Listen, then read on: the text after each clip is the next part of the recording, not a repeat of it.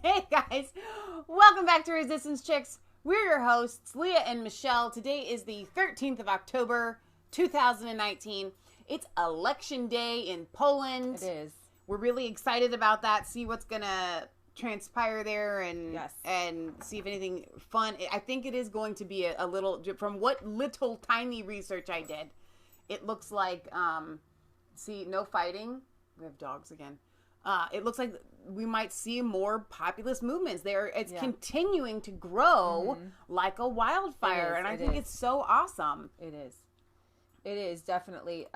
So what is going on? I'm probably gonna have to take that whole basket upstairs. Let me all right. That was you do your thing. Okay. We have dogs here, and I thought, let's bring some chews down. Well, we've got one dog that does not that thinks they all belong to her. She takes them all.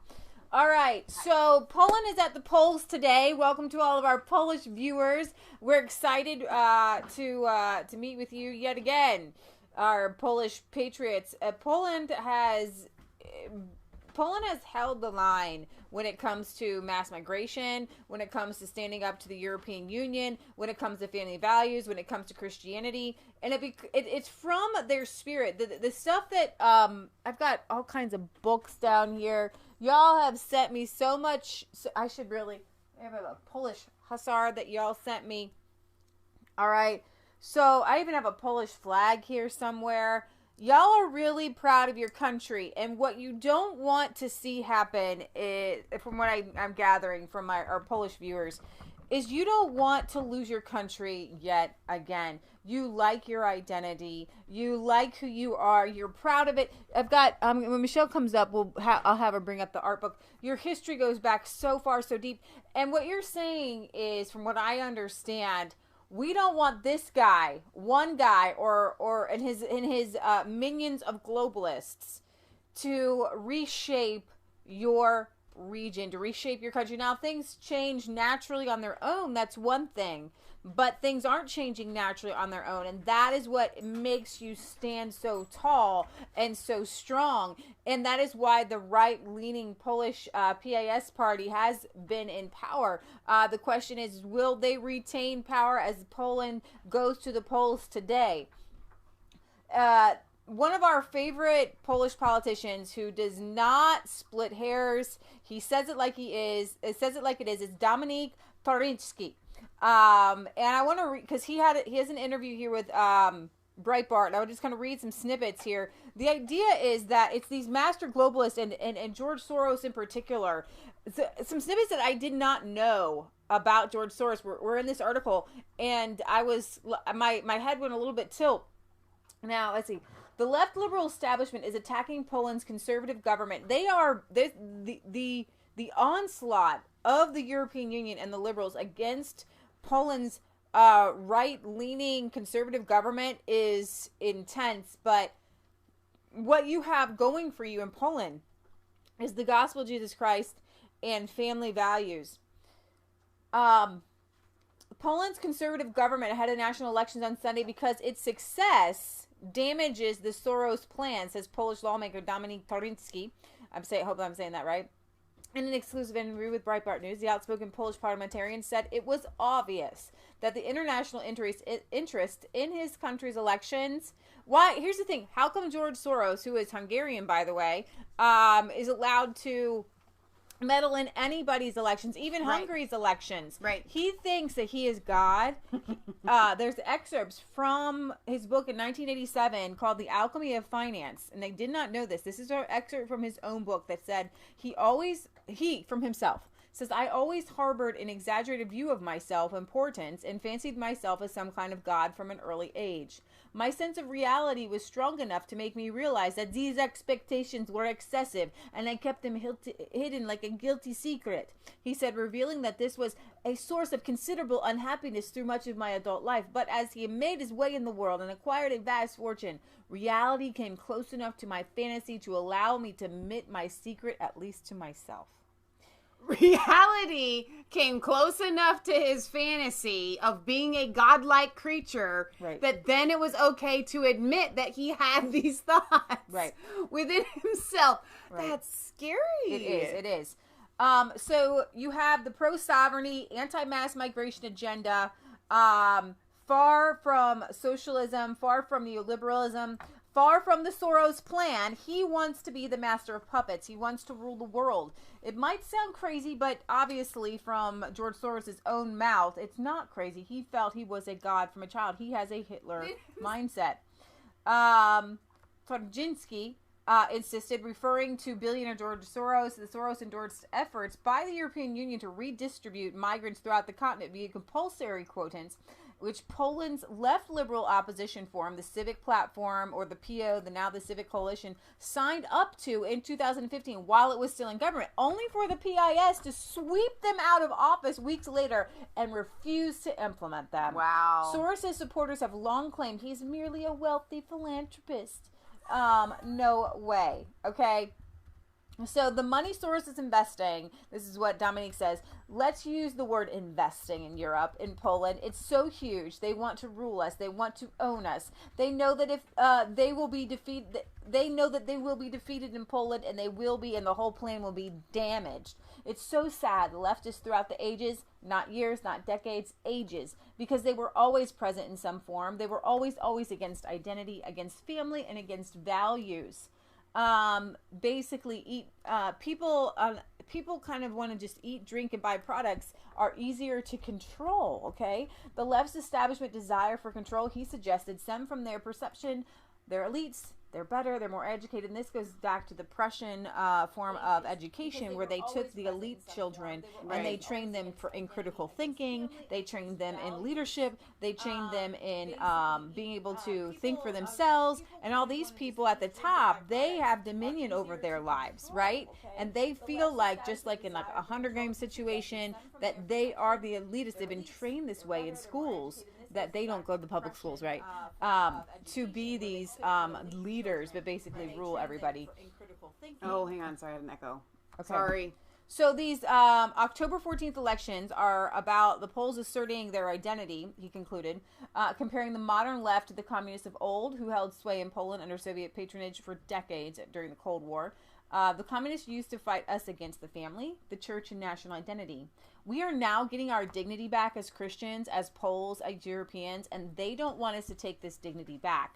They don't want us to win, but we have to fight for our Christian roots. We have to fight for our Christian culture, for the principles of Roman law and Greek philosophers. This is what they hate. They hate values, they hate virtues, and they are fighting for values and virtues. We are fighting for values and virtues, I don't know and where they yours is. don't like it. Oh my, Actually, I Polish think this fan. is yours. I think mine's upstairs. Awesome. But that's not going to happen. This is We are my going Poland to US save flag Europe, pin. Here, and wait. I am serious about it. Keep reading. I'm gonna show 'em. Isn't that cute? One of our Polish viewers sent that. So I'm not exactly sure if my Polish viewers can tell me. I hear October 13th, October 14th for the elections. I think they're today. So the Law and Justice Party is kind of on the brink here. You do have some, from what I'm understanding, you guys can correct me if I'm wrong, when I'm reading, the leftist parties are making a little headway, because there has been, as in a lot of governments, some corruption in even the PIS party, but it's the people behind it that they're the ones who are leading this movement. He says we have to beat them, the globalists, in this election. Politically, they know that we are in a very strong alliance with Trump. Poland and Hungary will take over politically in Europe from Germany and France, I believe, and then we're going to support Mr. Trump, the lawmaker predicted, giving a sense of international stakes for this self-proclaimed centrists who currently hold sway in the European Union's centers of power, and for their political fellow travelers on the American left. There are over 15 million Poles in the U.S., and in huge numbers, they will support Mr. Trump. So this is a huge political game.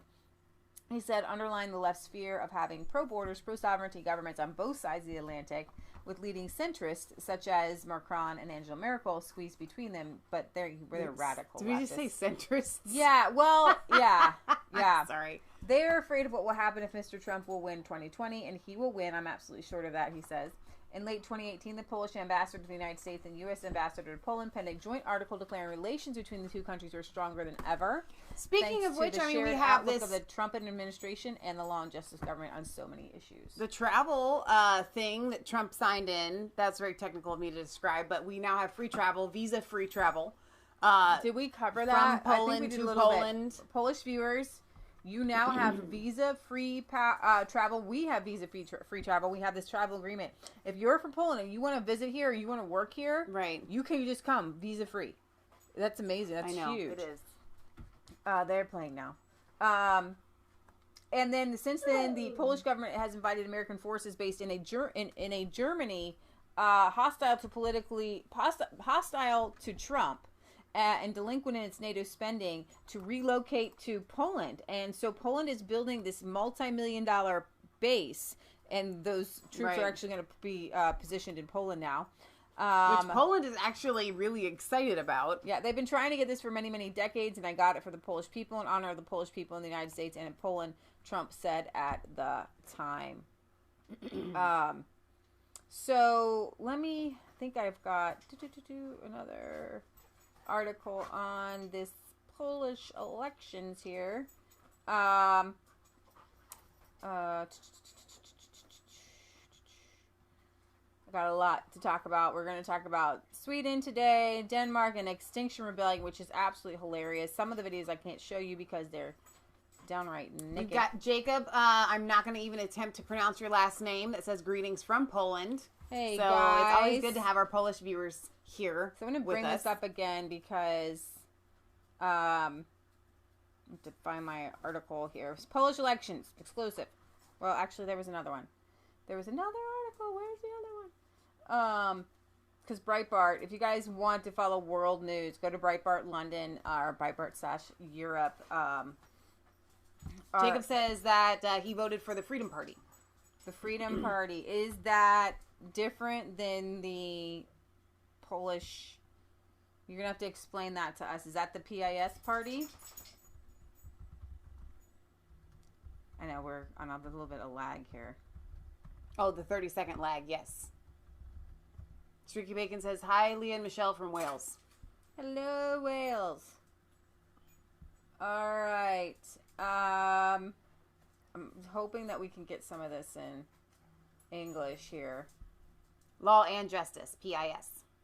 Yeah, okay. There you go. Good. So, I'm trying to get some updated results. I think Twitter's not helping. So, Leslie on Facebook says, the Polish told them to shove their terrorist migrants. Hungary also said no to the migrants. And Greece. All right, so we're just going to go. Jim West says he's in Poland for 3 days. What? You're just there for 3 days? During the elections? Jim's from the UK. Okay, I'm going to turn this on. So, leaving one country fighting over elections to go to another, he says. Jacob says Freedom Party has a leader called Janusz Korwin-Mikke. That I know I didn't say that right. I'm so sorry. He is legendary in the EU Parliament. Interesting. So I'm trying to see. It does say that they're expected to win. I guess I will go ahead and bring this one up. We're not. Is it where we had a power maybe? We'll try plugging in. Give us some power. I might have actually turned this off. You might have turned this on. I didn't know if we had power here. We're waiting to get some. Poland goes to the poll. That's us. Haha. We're ready. That's us. At least it shows you yourself that you're live. I don't know how many of our other 10,000 viewers get to see that we're live right now. We have no volume. It's not coming. Oh well. Well, hang on. Let's fix it. Click on there. Which one do we want? Try, I don't know. You could try that one. Try press and play now. Head of the Law and Justice Party, influential figurehead and founder, he sets the tone. It's 100% there. Try the when someone, for example, claims that people can be divided into give it a second. Sometimes it takes a minute to like. Or I even read there might be 80. Then this is an offence against common sense and the obvious. Here it goes. Now it'll get loud. No, it just turned off. Oh, maybe because I touched it. We're not winning today. It's got a touch screen on the top. Okay. So how do you turn it back on? I don't know. Go back over here and do what we did a minute ago. They are all very patient with us. It's not there. Well, let's turn it off and turn it back on. You guys don't mind technical difficulties, do you? Well, we were running a little bit behind today, so I wanted to have everything up, but I did not have everything up for you guys today. Why don't you tell them why? Because we have dogs here. Why don't you tell them why we are running late because we have dogs here? They're crazy. Because they're crazy. And we get no sleep, and they treat our bodies like trampolines. Rewind it. Okay, I'm done. I'm close captioning in like Chinese today. Deputies and 100 senators. Recent polls indicate that the ruling Law and Justice Party will once again prove to be the winner. In recent years, Poland has taken a turn. I'm really winning today. Everything is winning. My things won't play. Well, for some reason, this more isn't. conservative politics. Or maybe yours the just ruling doesn't. Law and Justice Party is leading the polls ahead of Sunday's vote, Yeah, despite the fucked up, growing right? divide in society over abortion and gay rights. In 2015, the Law and Justice Party won the first outright majority since the fall of communism. No, it's Polls in suggest Chinese. it may well continue to govern the country kinda alone, but smaller parties it's in are making Chinese. gains. What will be most interesting No, it's not working. Okay. No, this. on the election evening is what will be the position of the fourth and fifth parties, because it can determine who will be able to build the majority after the election. Poland has been pushed to the right as the ruling party clamped down on press freedoms and some of the checks and balances on power, which not everyone agrees with. We want a Poland that is So open, I do want to make that modern, out and because tolerant. what we're hearing is that the Polish party is anti-democratic. The Polish Freedom Party is not democratic, and that they're putting a crackdown on the checks and balances in the government. And what we've heard from our Polish friends is that actually they have been ousting out communist judges that have been in there since the days of communism, and the way Right. the EU portrays this is, they're ousting out, they're trying to take over the judicial system. Now, But they're so trying to clean up the system. Jacob says the problem with the PIS, the Law and Justice Party, is that they are socialists, and it completely contradicts with his libertarian views. And I you're do gonna want to have make that. I did want to, when we talk about right, left, and center, people laugh when we talk about Angela Merkel being centrist because they're so far left.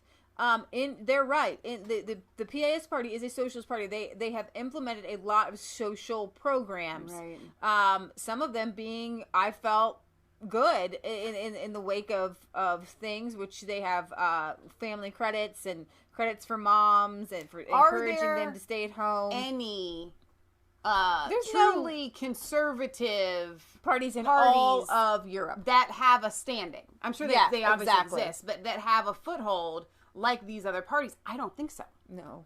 I mean, No, even Salvini is a social. It has socialist principles, Right. And that's how they get the well, votes. even the Conservative Party in the UK, Mm-hmm. they are. I mean, it's like socialist. It's kind of like this. We have a burner upstairs on our gas stove, Mm-hmm. and it's called the Power Boil burner. Now, I do this occasionally too, but I'm going to pick on Leah specifically for this exercise.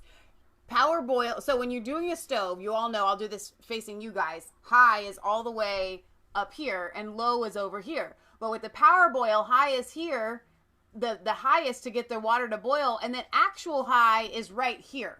Okay? This is still as high as the highest of the other burners, but because we have this power boil added, there it is right in the middle. And so you get confused and you're trying to just cook something regular on medium and you don't realize you've got it on high. That's what we have with the political system. We have a power boil over in Europe of straight up hardcore communism that's legit, that is considerable. Right. It's okay to be a communist. And so then we have this centrist like Merkel right there in the center when they're not really in the center. It's just because the power boil got in the way Right. and skewed the rest of Right. it. So the PIS is polling, I think, between 42 and actually 45%. We won't know the results of the election that is today until later on this week. So we will be sure to bring that to you. But, I mean, these are surveys. That's percentage of votes. Okay, that's what you said. Never mind. Those not are results. polls. Are they polls?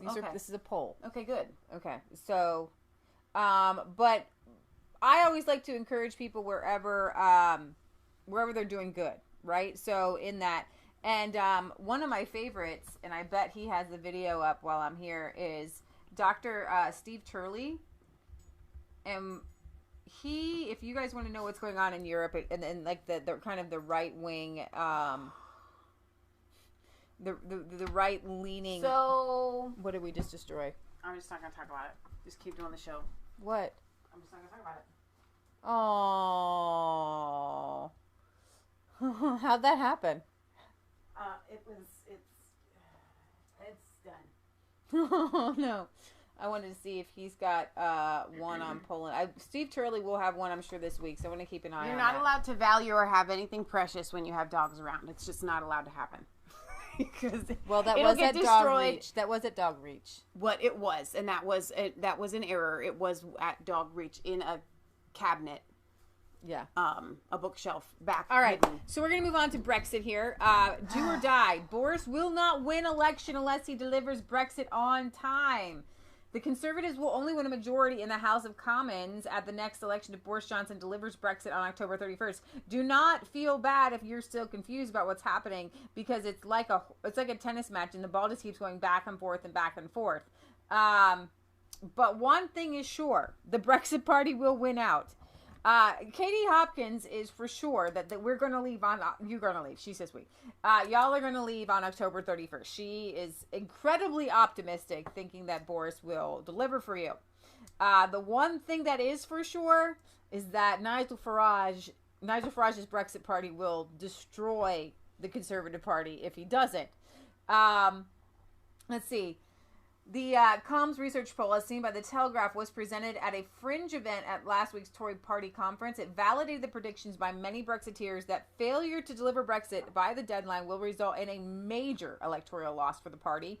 This polling shows what every MP must know. The UK is yearning to move on. It's time to get Brexit done on time, do or die, said Steve Baker, chairman of the Conservative Party's Brexiteer European Research Group. Even a slight delay would cost the Tories an election. Even a slight delay. We're just going to go forward a little bit, and the whole nation just moans. They like to use the word extension. Yeah. They've already had an extension. Yeah. A really hefty one. You can't just keep kicking the can down the road. Now, Straight White Guy says, we can't leave without a deal, so we're not leaving. I disagree. You can totally leave without a deal, obviously. Well, here's the thing. Burkow has and Parliament have done this twitchery. We don't know if you can leave without a deal. We honestly don't know. You don't know. Right. You don't know. There's so much trickery happening in this. You say you disagree. I don't know. Right now, I don't know. I don't know what Parliament's going to do next. I don't know what y'all are going to do next. I have no idea what's going to happen next. You got literally, it's like you keep throwing things in front of the carriage as it's riding down. Well, the carriage is going to be fine. It looks clear for now. And then somebody fells a tree with a chainsaw. Oops. Well, it was clear to have a no-deal Brexit until somebody chopped the tree down and then the carriage goes kaput. Okay, let me read some comments. Abominable Snowman says, if the Parliament blocked him, I feel he'd still win a majority to undo whatever they've done. Mr. Spock says Jacob Rees-Mogg is all excited. Nigel is scared to death that whatever is in the deal will keep the UK stuck in another bad deal for years to come. Bert Bozza says, Michelle, believe me, Brexit is like a tennis match, but Parliament has lost the ball. Red Squirrel says on Poland, wasn't in European Union, only the man went to work. Since they joined the European Union, Polish people have fled Poland, food prices have quadrupled, and man and wife have to both have 2 jobs. Let's see. Burbaz says, Michelle, all we actually have to do to leave is to repeal the 1972 European Communities Act, and then we are out, full stop. Okay, so this article is from October 9th of this week. The new president of the European Parliament confirmed he has entered into talks with his British counterpart, Speaker John Bercow, on how to prevent the UK fully leaving the European Union, and the move has outraged prominent Brexiteers. This is what I was talking about. Speaking at the Parliament plenary session on Wednesday, the newly selected president of the European Parliament, David Sassoli, revealed that, as well as meeting with Britain's Prime Minister Boris Johnson on Tuesday, he had also engaged in apparently secret talks with the notoriously anti-Brexit Speaker of Commons, John Bercow. Far from being a simple meeting of the equivalent role holders from two parliaments, the president's comments made clear the two men had come to an agreement on working together to stop a full Brexit, what he called a chaotic exit.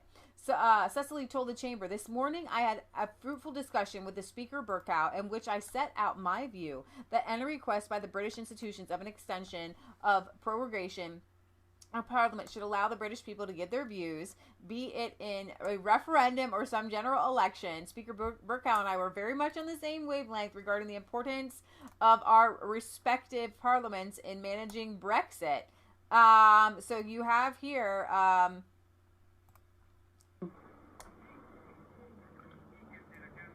also had a fruitful discussion with Speaker Bercow, which I set out my view that a request by British institutions for an extension of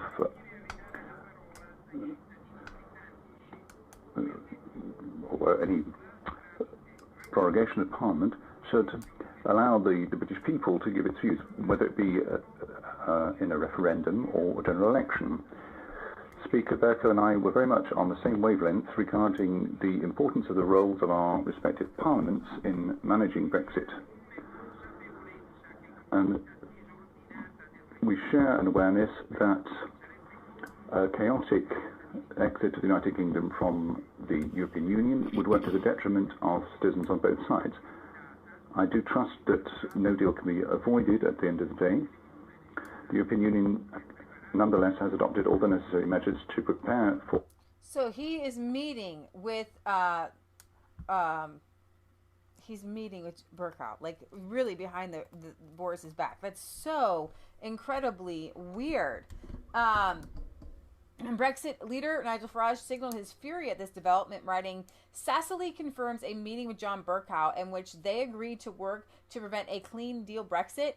What right does the speaker have to do this?" And I did watch part of this.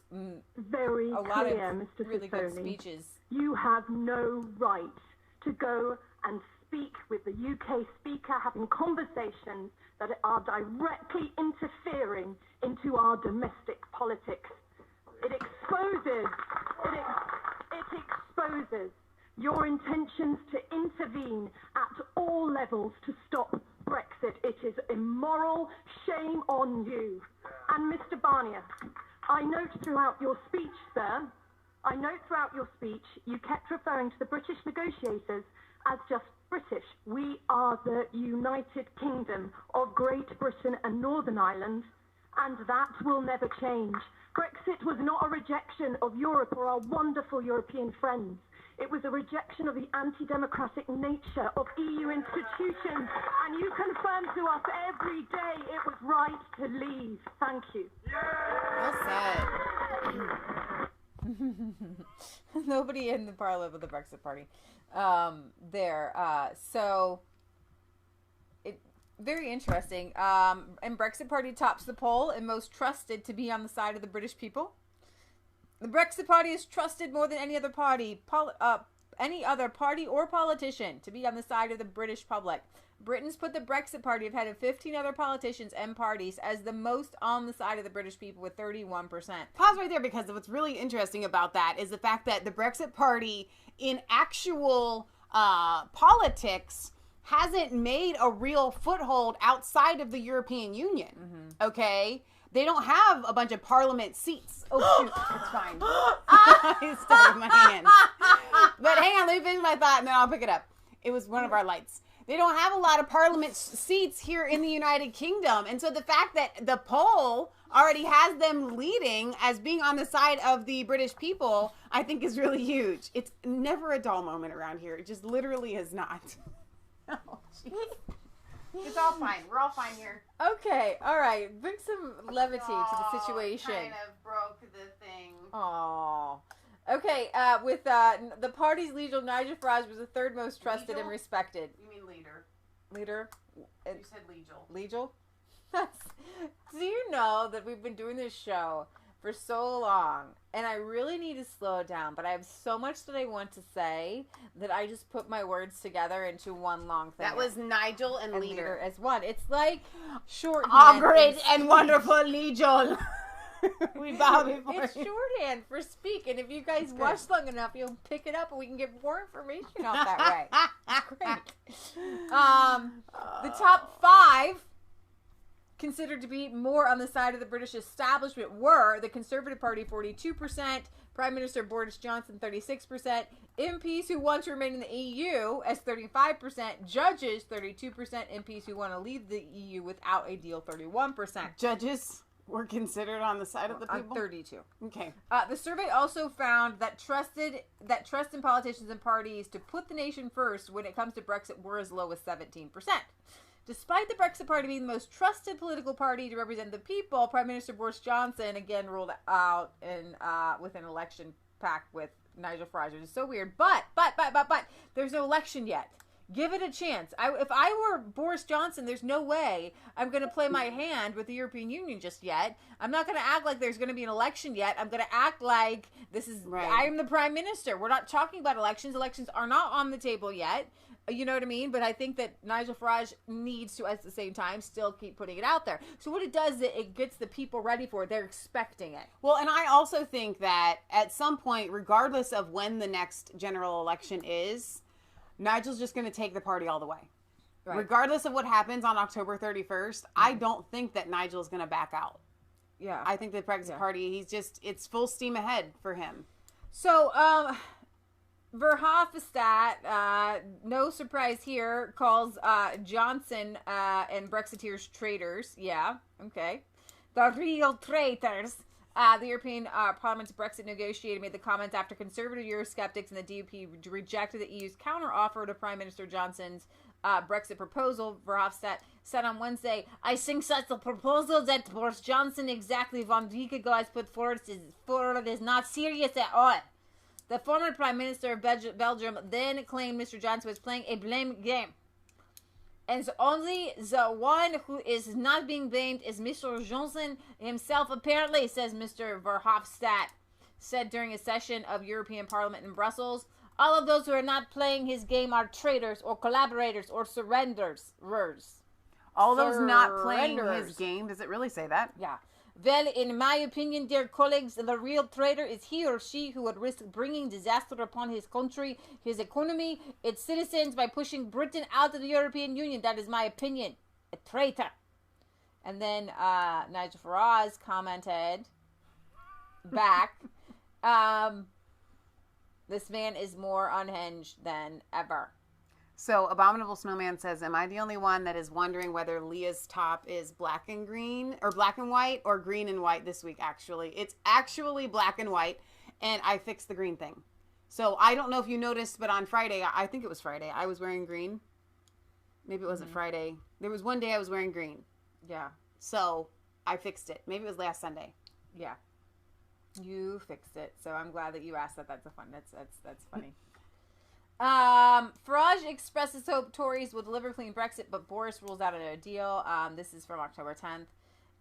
Nigel Farage, ever optimistic, renewed optimism in the direction of Brexit and the governing Tory party. Prime Minister Boris Johnson's extinguished hopes of a clean Brexit break by ruling out a non-deal election platform. Veteran pro-sovereignty campaigner Nigel Farage said he was feeling more optimistic about Brexit than he had for a long time after Boris Johnson's efforts to negotiate a watered-down version of Theresa May's soft withdrawal treaty appeared to peter out, leaving a full, genuine break with the European Union as the only way forward. Brexiteers like Nigel Farage, he's only remained the So, no deal. Britt Boggs says something interesting here. He says, Michelle, Nigel wants number 10 Downing Street as his home address and wants to change the first past Do you think so? the post system of voting to a proportional representation system of voting in a general election. I think that you're being very too optimistic. When I watch Nigel talk about it and they ask him if he wants to be prime minister, his reaction to me is so honest. Yeah, he doesn't. Because I think he likes being on the outside rather than on the inside. He doesn't want to be a parliamentarian. He doesn't want to be within the British politics. I don't think he wants to be prime minister because what happens? Every single prime minister crashes and burns. I mean, can you remember one that literally came in and left? Margaret Thatcher was one of the most beloved prime ministers of all time, and she had to resign in tears. What you guys do to your politicians is absolutely You rip brutal. them to shreds. It's It's brutal. horrific. It's brutal. It's worse than here in the United States. I mean, every president that leaves the office generally here in the United States leaves kind of okay on okay terms. I mean, Nixon aside. But, I mean, seriously, what you guys do to prime ministers, it's horrible. When I was a kid here in the United States before 9/11, Tony Blair was the bee's knees. Like, everybody was like, Tony Blair is just the greatest person in all of UK, right? Now, that's not to say that he was, but by the time you guys were through with him, he was literally chewed up and spat out. And maybe he should have been. But seriously, I don't think there's anybody that goes into the prime ministership. It's funny. The hatred of politicians is outweighs anything. Like nobody's ever going to be satisfied. But here, this with the Union Jack up, people were pretty upset. But Nigel tweeted this out. Share this photo to wind a Remainer up. Here we have the Union Jacks up. Everybody was kind of a little bit upset. Why? Wait, hang on. They were upset because they were hanging the UK flag. Yeah. For why? Because it's a symbol of hatred. You now can't hang your own flag, fly your own flag in the UK. Mm-hmm. We're not talking about the St. George flag, which we actually have here in our basement. We're talking about just the regular UK flag. Now that is offensive. If you're in the European Union and the only flag that you have other flags besides the European Union blue with the gold stars, then you're now a traitor and a racist and a Nazi scum. Yeah. Yeah, it is. You're Nazi scum. So here, Corbyn repeatedly refuses to rule out a second Scottish referendum, just like with Brexit. What do you guys think? The price of the asset. No, we don't. We're not here. Well, it went off. Okay. Bert Baza says proportional representation is a fair system of voting because it takes note of the number of people voting in the constituencies and puts MPs in place on those figures first past the post is. And we actually do that here in the United States already. You guys already did that. I did too.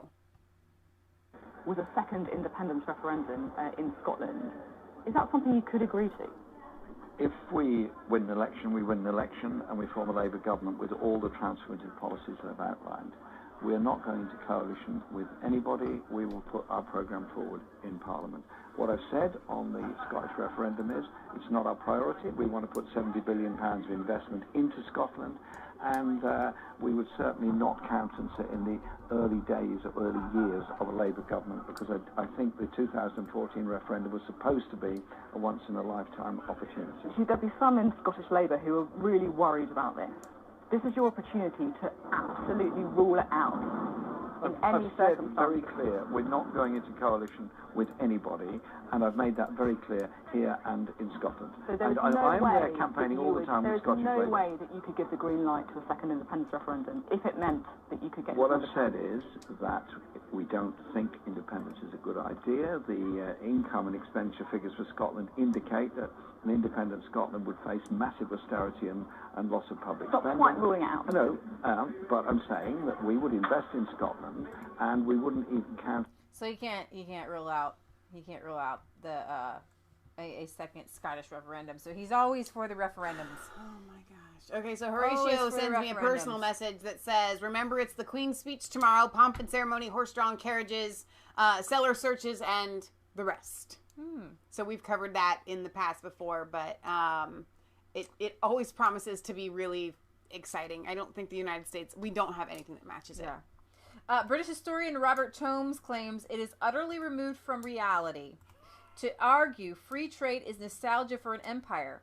In modern economies, especially those based on services such as ours, geographical proximity is irrelevant. We are no longer selling shiploads of coal to the nearest market, but expertise and ideas worldwide. And most misguided Remainers do not understand European history, he says. We're not going to open that one up because it's the UK Telegraph. Let's see. And then you have the DUP warns the Prime Minister it won't back any deal that traps us in the EU. We've seen very little detail regarding the supposed Brexit breakthrough, but the DUP are right to fire warning shots. Anything that is effectively the backstop, in all but name, that annexes Northern Ireland from the rest of the UK should not be acceptable to any unionist. So Northern Ireland is not for sale. A reminder to Brussels. It's unbelievable. And when we listened to that lady, the MEP, right. She was like, listen, we are united. You can't take that away from us. Right. And she pretty much said the exact same thing. Like, we're going to leave together. You can't just, we're not going to leave Northern Ireland behind. Right, exactly. Messrs. Barnier and Juncker have sought to trap the UK in a highly restrictive, costly new European treaty. They are terrified of the example that our success outside of the EU straitjacket would set. Michael Heaver in the Express, describing his recent efforts to stand up for the British taxpayer against the corrupt EU's sickening waste, more than $4 billion in spending irregularities last year. We must have a clean break Brexit. So yeah, and so we'll see. This is the Brexit countdown. So Horatio sent me a minute-long video. Okay, great. Of just exactly, and I think we might have played this before, but we're going to play it again for those of you that haven't seen it. For just what exactly it means with the Queen's speech tomorrow. That's just an advertisement for Epstein here. This is obviously. Let me mute that. Well, not for Epstein, but for the Epoch Times, I think. Okay, skipping ad. Here we go. Skip trial thing.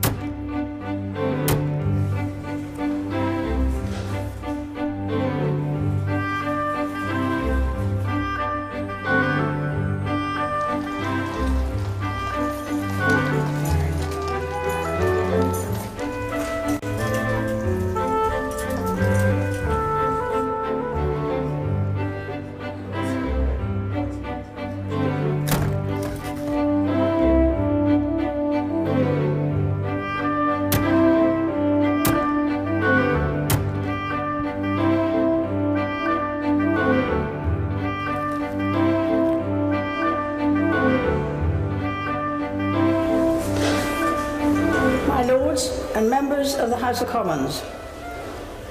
My government will legislate in the interests of everyone in our country.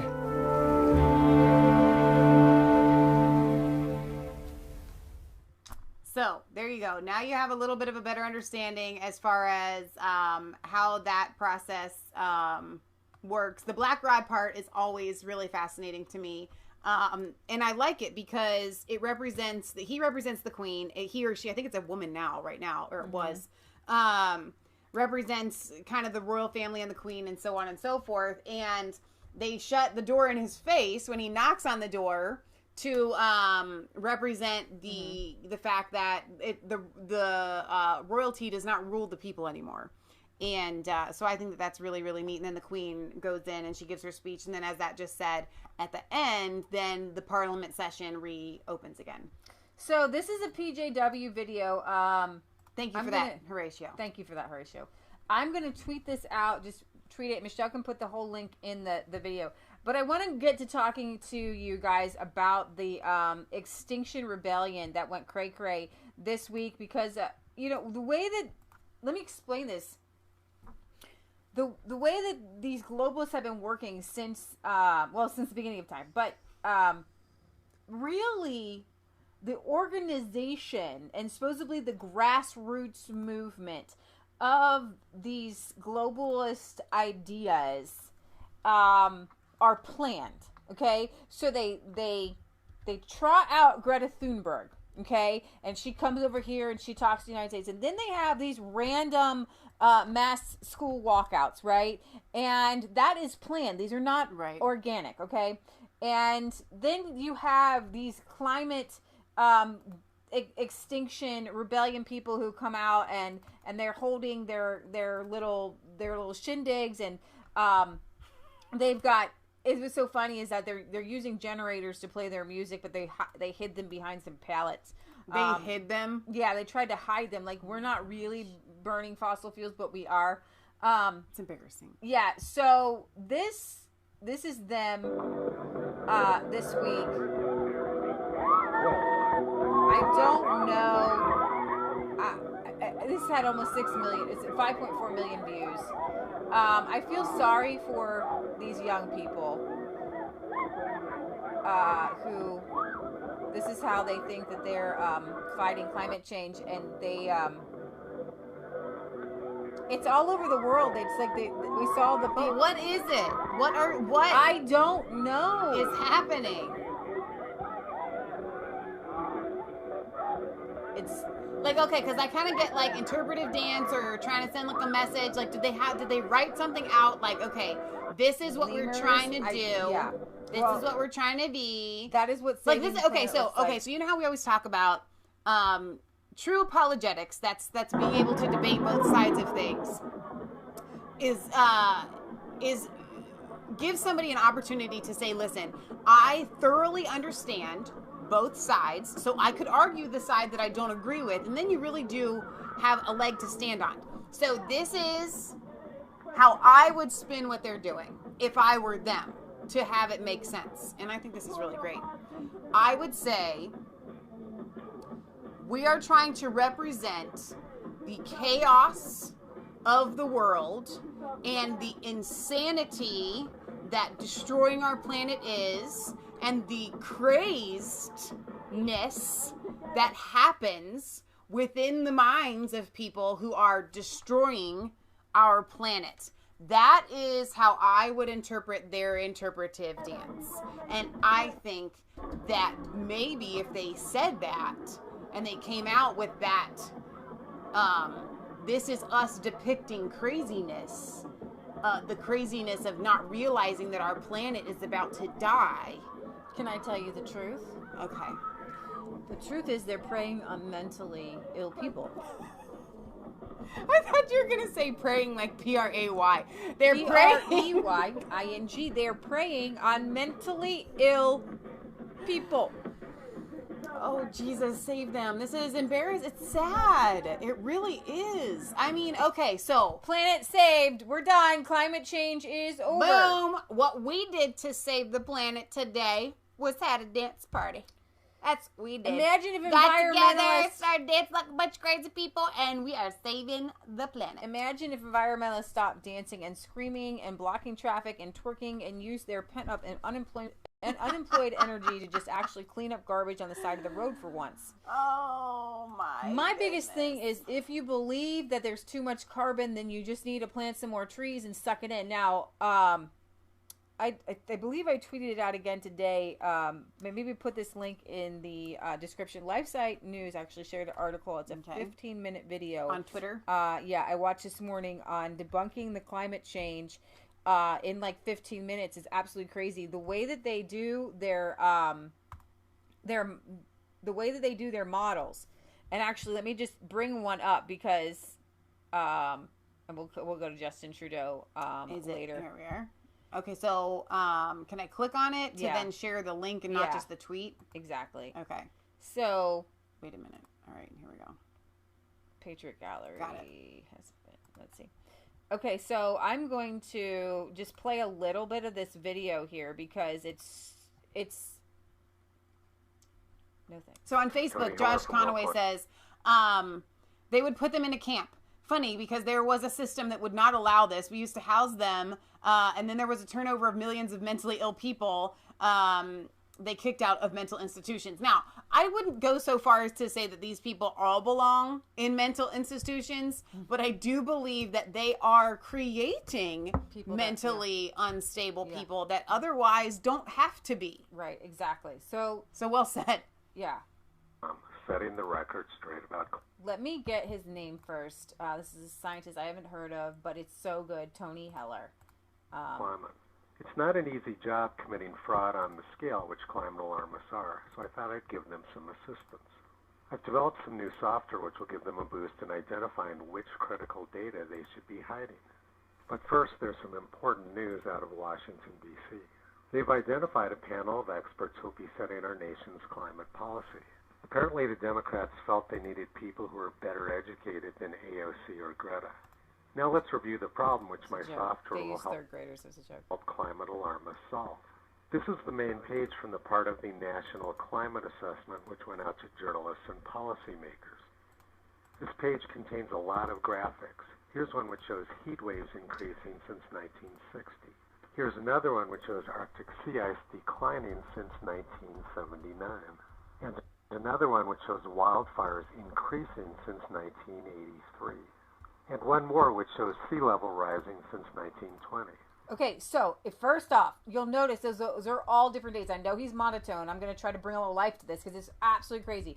So you have 1983, 1920, 1960. You know where this is going. They're picking the graphs at the exact date that they see an uptick or a downtick that matches what they already want to believe. It's like when you read the Bible and you interpret scripture just the way you want to see it without which starts context. in 1960. Right. Another which starts Watch in this. This is 1979. blew my mind.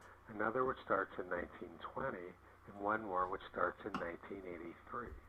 When you want to mislead people with statistics, picking your start date is very important. First, let's look at the heat wave graph, which starts in 1960.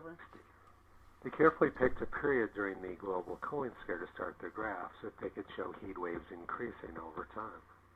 And here's the underlying data from the part of the National Climate Assessment which didn't go out to journalists and politicians. This graph is warm spells days, this one is heat wave magnitude, and this one is warmest temperature of the year. As you can see, summers were much hotter in the United States. Okay, so I'm going to kind of go over this. They picked a date in which the temperatures were lower and then they got hotter. But if you went back behind Michelle's head, you'll see spikes over here in warm spells in the 40s. You'll see a spike here in the 40s in the heat wave magnitude, and you'll see a spike here in the 40s. Okay? They specifically pick their data. Right. 1860. So by hiding all the data... So what you see is a spike and then a downturn. They pick it right here in 1960 and it goes back up, but it actually doesn't go back up to the historical levels in the same century. Right. That's junk fraud. Science. It's fraud. They were able to show a little bit of an upwards trend. A little bit. I overlaid the part of the graph which went out to policymakers over here in this corner on top of the under... This graph here, as you guys can see, this is what's called brainwashing, okay? This is the graph that went to policymakers. We're down here. Ooh, look, we have an uptick. Ooh, down. It went down and down. Look, we have an uptick, and we're 2010s. But if you follow this line back this way, you're actually below these heat waves. Remember, guys, this takes cognitive dissonance to not remember the Dust Bowl. That's very true. Oh, we're back. Let me see, turn this back on. This underlying data. This is brainwashing, and I wanted to show you these graphs because this is why kids are really scared, because they're showing, ooh, look. What really got me was that sea levels, and I'm going to show you this. Sea levels have been rising at 2.8% at a steady rate. 2.8%. Would that maybe, Leah, depict a melt from a major global flash freeze? And remember, we learned this in school that like 20,000... It would make sense why it would be consistently at the same... Remember, like 20,000 years ago, there was a land bridge. Sea levels were 400 feet lower in the past. And now we're talking about inches and not feet. I couldn't believe it. He blew my mind. What they did. The red bars...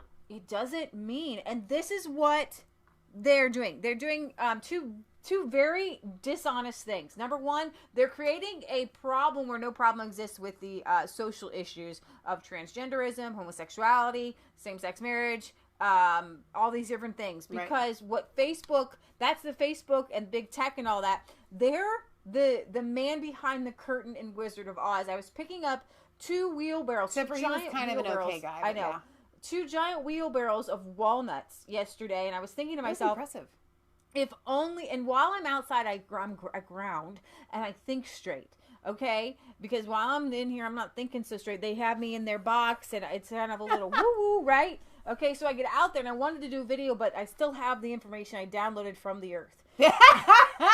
And the Earth was telling me, wow, that I was kidding, that it has a way to heal itself, right? That God put in, just like sharks that can create new teeth, just like if we cut ourselves, we can heal certain things. Certain things can go so far. Like, you cut your leg off, you're not going to get a new one, but there are certain ways that our body does heal. Right. Okay.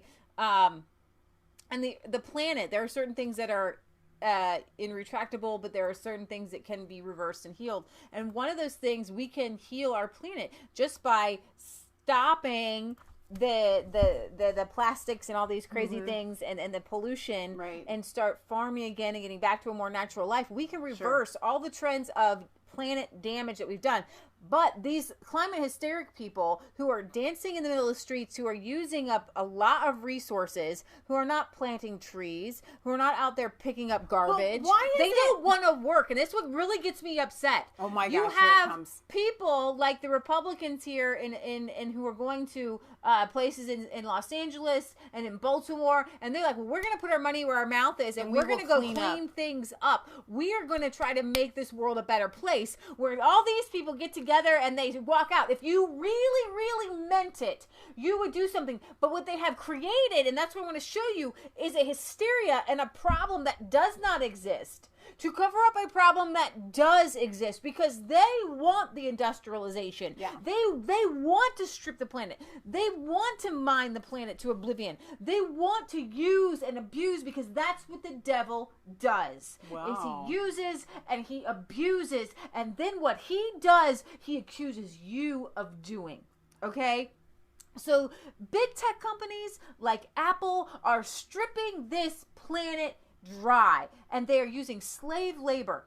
Okay? And you have people all over the world who are worried about CO2, and there's no answers. They have no answers. Right. Greta even said, "You have stolen my children, and you're just sitting on your hands, and we have no solution whatsoever." So, straight white guy says, pollution I agree with, but global warming. And I agree with you there.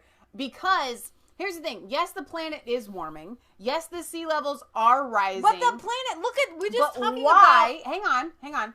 Why is it happening? We need to go back to the origins of why it's happening. And is it going to fluctuate? Is it going to go up and down and up and down? And is it going to create, essentially, at some point, the obliteration of mankind off of the planet? But here, I'm just showing you. And all life. I'm just showing you the planet is not in the past 100 years, we have not warmed, we have cooled. Right. We have cooled. And actually in the 70s, we had a global coldness alert. Okay? So global warming has been proven to be a hoax. Right. The planet is actually not warming, okay? So what I meant when I said that, I meant it's warming as in this period. We have periods of we're in a warming trend. It's kind of depending on where you live, but I think on a whole. And depending on where you start your warming trend. Exactly. Okay? We had an ice age, but pre-ice age, we had both poles were in had tropical plants in them as fossils. Right. Okay? And Britt Baza points out, like we always talk about on our show, Michelle, the world needs CO2 for the plants and trees to produce oxygen in their life cycle. So we talk about carbon sequestration to capture that and to replenish. Plants are actually greener today. Right. Okay, we have a couple more graphs here. In the extreme heat prior to 1960 is what they didn't see. People may consider this sort of behavior to be shocking, but it's actually standard operating procedure for climate alarmists. This graph shows in pink all the data that was hidden from journalists and policymakers. Isn't that amazing? This next graph is the one which shows wildfires increasing in the U.S. since from 1980 to and this 2020. Graph of U.S. forest fires from the U.S. Forest Service is the one which didn't go out to journalists and politicians. 1916. And you can see why they hid all the data before 1983. 34. This is what blew my mind again. Okay, so they're saying that there's this tiny uptick from 1998 up. But this right here is annual and 5-year acreage burned, U.S. and all lands, in the mortality of acres. Now, a lot of people said, well, we have a better way of fighting fires now, but that's not your answer, okay? That's not your total answer here. A lot more burn acreage in the United States prior to 1983. Burn acreage in the U.S. is down about 80% since the 1930s. It shouldn't be surprising to anyone because it was very hot and dry during the 1930s. It was very hot and dry. It was very hot and dry. 30s. Fires are associated with heat and droughts. There's very close correlation between heat waves and burn acreage. This next graphic overlays the graph which went out to journalists and policymakers over here. So here's the graph that went out to journalists and policymakers. Look, wildfires are on an uptick. Really? Really? On top of the data which didn't go out to journalists and policymakers. You can see the breathtaking fraud which is going on and makes it look like sea ice extent. Now, this Arctic sea level was The blew my mind Arctic too. sea ice extent graph, which starts in 1979. Starting in 1979 makes it look like sea ice extent is decreasing linearly. And now let's look at the data which is being hidden. This graph is from the 1990 Intergovernmental Panel on Climate Change report. It shows Arctic sea ice extent all the way back to the early 1970s.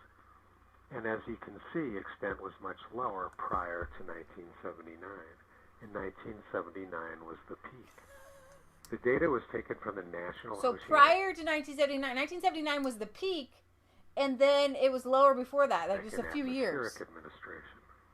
And here's the accompanying text from the 1990 IPCC report. Satellite observations have been used to map sea ice extent routinely since the early 1970s. The American Navy Joint Ice Center has produced weekly charts which have been digitized. And so in 1972 to 1975, sea ice extent was significantly less.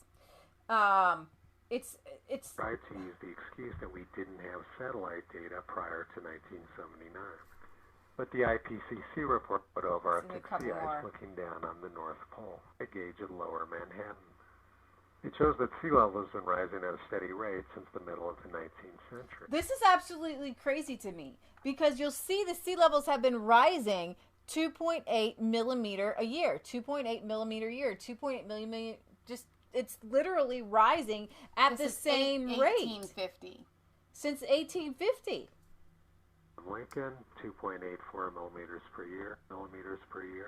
And during Donald Trump's first term, it's also 2.84 millimeters per year. Sea level rise rates. In other words, there's no indication that humans have had any impact on the rate of sea level rise. And if we go back even further, we can see that sea level has actually been rising for about 20,000 years.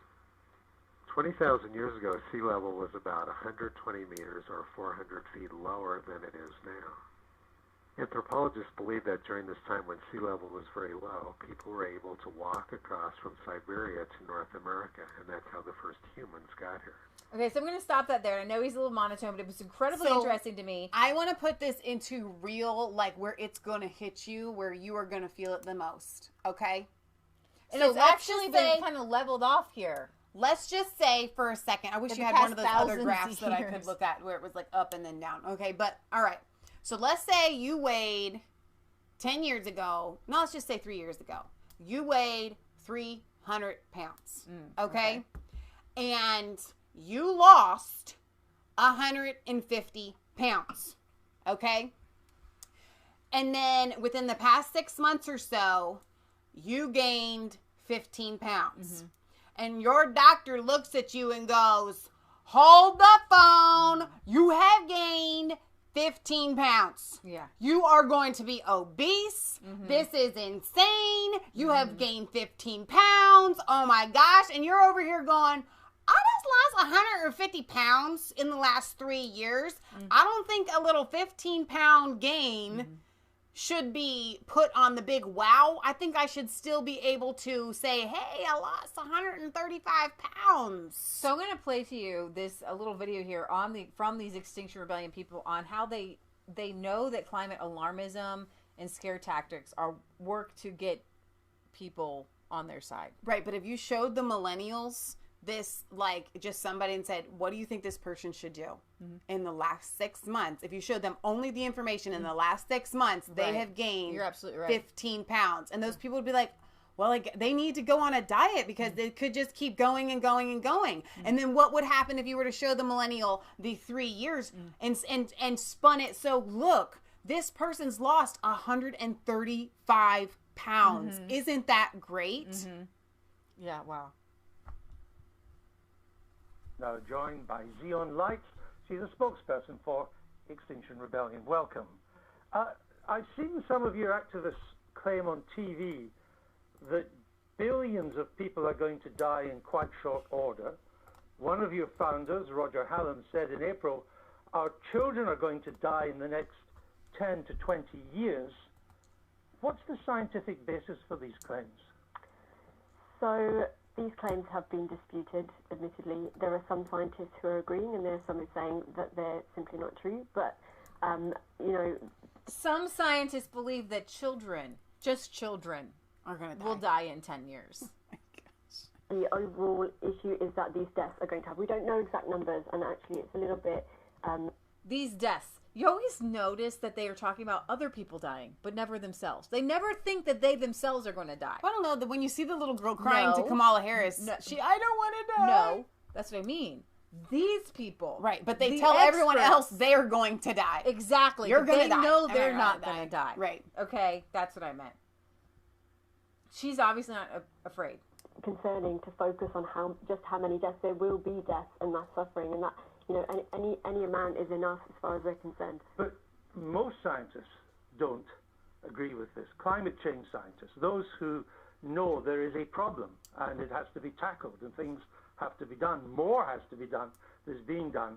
I looked through the UN Intergovernmental Panel on Climate Change, the latest AR5, and the October of last year special report. I see no reference to billions of people going to die or children going to die in under 20 years. Well, we're not I don't think he was claiming that was from that report. No, I know that, but what I'm saying is I don't know where the scientific validity comes for that. I mean, so there's a lot. How would they die? Mass migration around the world already taking place due to prolonged drought in countries. You even notice how he even pointed, how will they die? There's just imaginary people in Fantasyland. How will they, not how will we die? Do you know? And it's always the children will die.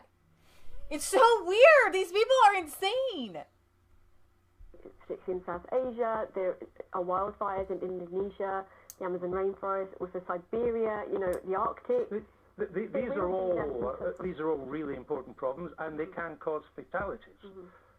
But they don't cause billions of deaths. They don't mean that our young people will all be dead in 20 years. No, perhaps not in 20 years, but I can't speak to what Roger was, you know... He's one of your founders. With that. He's one of the members of Extinction Rebellion, yes. I mean, you talk weather-related disasters. There seem to be a lot of them around at the moment, and people die from them. But on the latest figures I've seen, 100 years ago, weather-related disasters killed 500,000 people a year. Today, it's 20,000 a year. Still 20,000 too many. But it's a reduction of 95,000. It doesn't lead to the 95%. The reduction of 95%, it does not lead to a death of billions. I mean, aren't you scaring people with this rhetoric, aren't you? I think there's a danger of scaring people simply because we're not taking it seriously enough, and people are feeling really, you know, desperate that we're heard on this, and unfortunately, you know, alarmist. Unfortunately, alarmist language works, and that's why we're discussing it right now. And that's unfortunate that she went dark there. She literally just said it's unfortunate that alarmist language works. But that we're heard on this, and unfortunately, you know, alarmist language works, which is why we're discussing it right now. But does it work? It could. I mean, I've seen young girls on television, part of your demonstration, particularly the school ones, when they take the day off to demonstrate, crying because they think they're going to die in 5 or 6 years' time. No, it's not necessarily. Crying because they don't think they'll ever see adulthood. And yet there is no scientific basis for the claims that your organization is making. The young people that I've spoken to aren't crying because they think they're going to die in a few years. It's because they don't see their children as having a future. They don't want to have children. And they're worrying about, you know, coastal regions going underwater, other countries and island nations going underwater, you know, the Maldives going underwater, the mass displacement that's happening, the weather extremes, which may be on a downward trajectory, but climate scientists are telling us that they will be on the increase. Well, take rising sea levels, because the sea levels are rising. No, the UN IPCC makes that quite clear.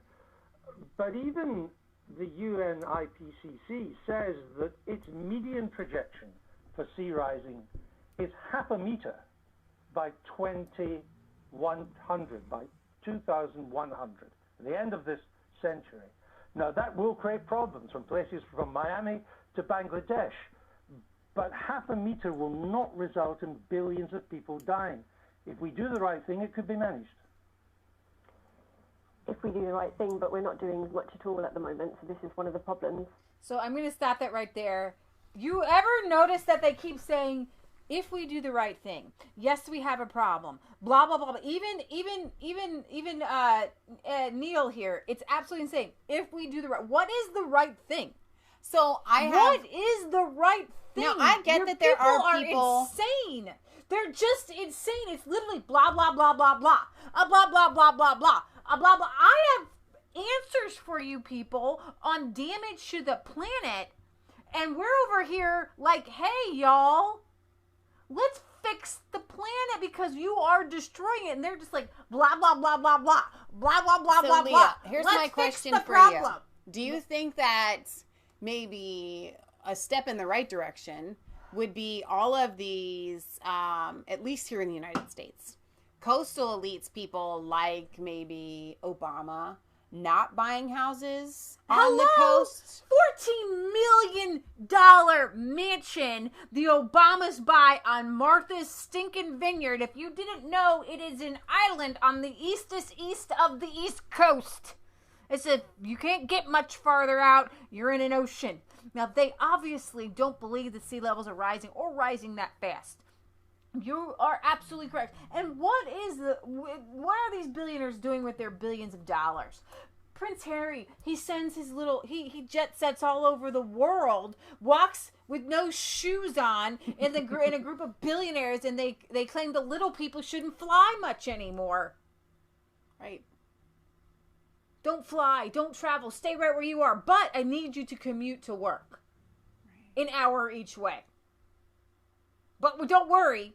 No, and we're going to put all these regulations on being a farmer and raising things locally and having a local business or having a business outside of your house. We're going to regulate the heck out of that. We were told since we were children by these very people telling us that we're bad people.